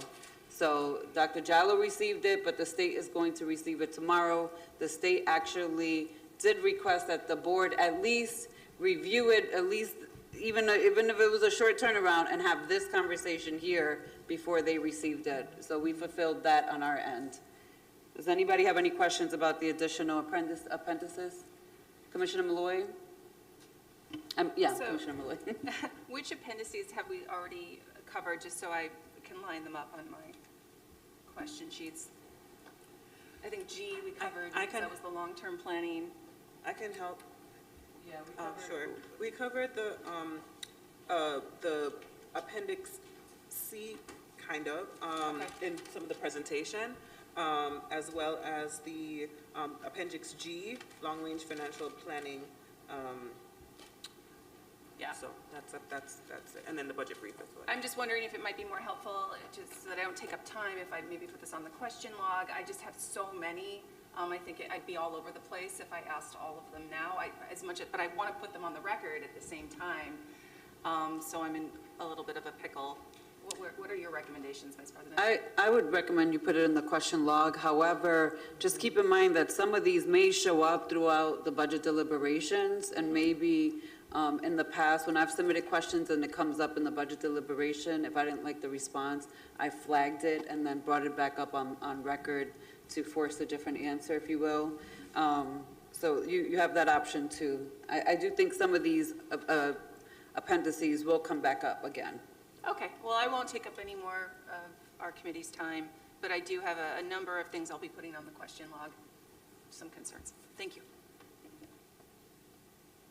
Thank you. And then I've been alerted that we have a number of items to go into executive session. So before I motion for an executive session, I just want to remind everyone to take the board survey. And with that, I do want to thank our CFO and her team, the communications team, and the administration. We've had some very rocky and rough 2 weeks, 3 weeks of conversations and battles, but we're here. We may not all agree and be happy with the output, but we are here. And now we just have to move forward into the actual budget book and budget deliberations and move forward. So I do want to acknowledge you all and thank you. With that, I'm going to ask for an executive session, a motion for executive session for the purpose of discussing matters leading to the appointment, employment, discipline, suspension, dismissal, or removal of a particular person. 105C, information related to current or future investigation, which would imperil effective law enforcement if disclosed, and 108 subsection 3, matter made confidential by federal or state law. So moved. Can I get a second? Second. All those in favor? Aye. Thank you. Concludes the meeting. We're going into executive session.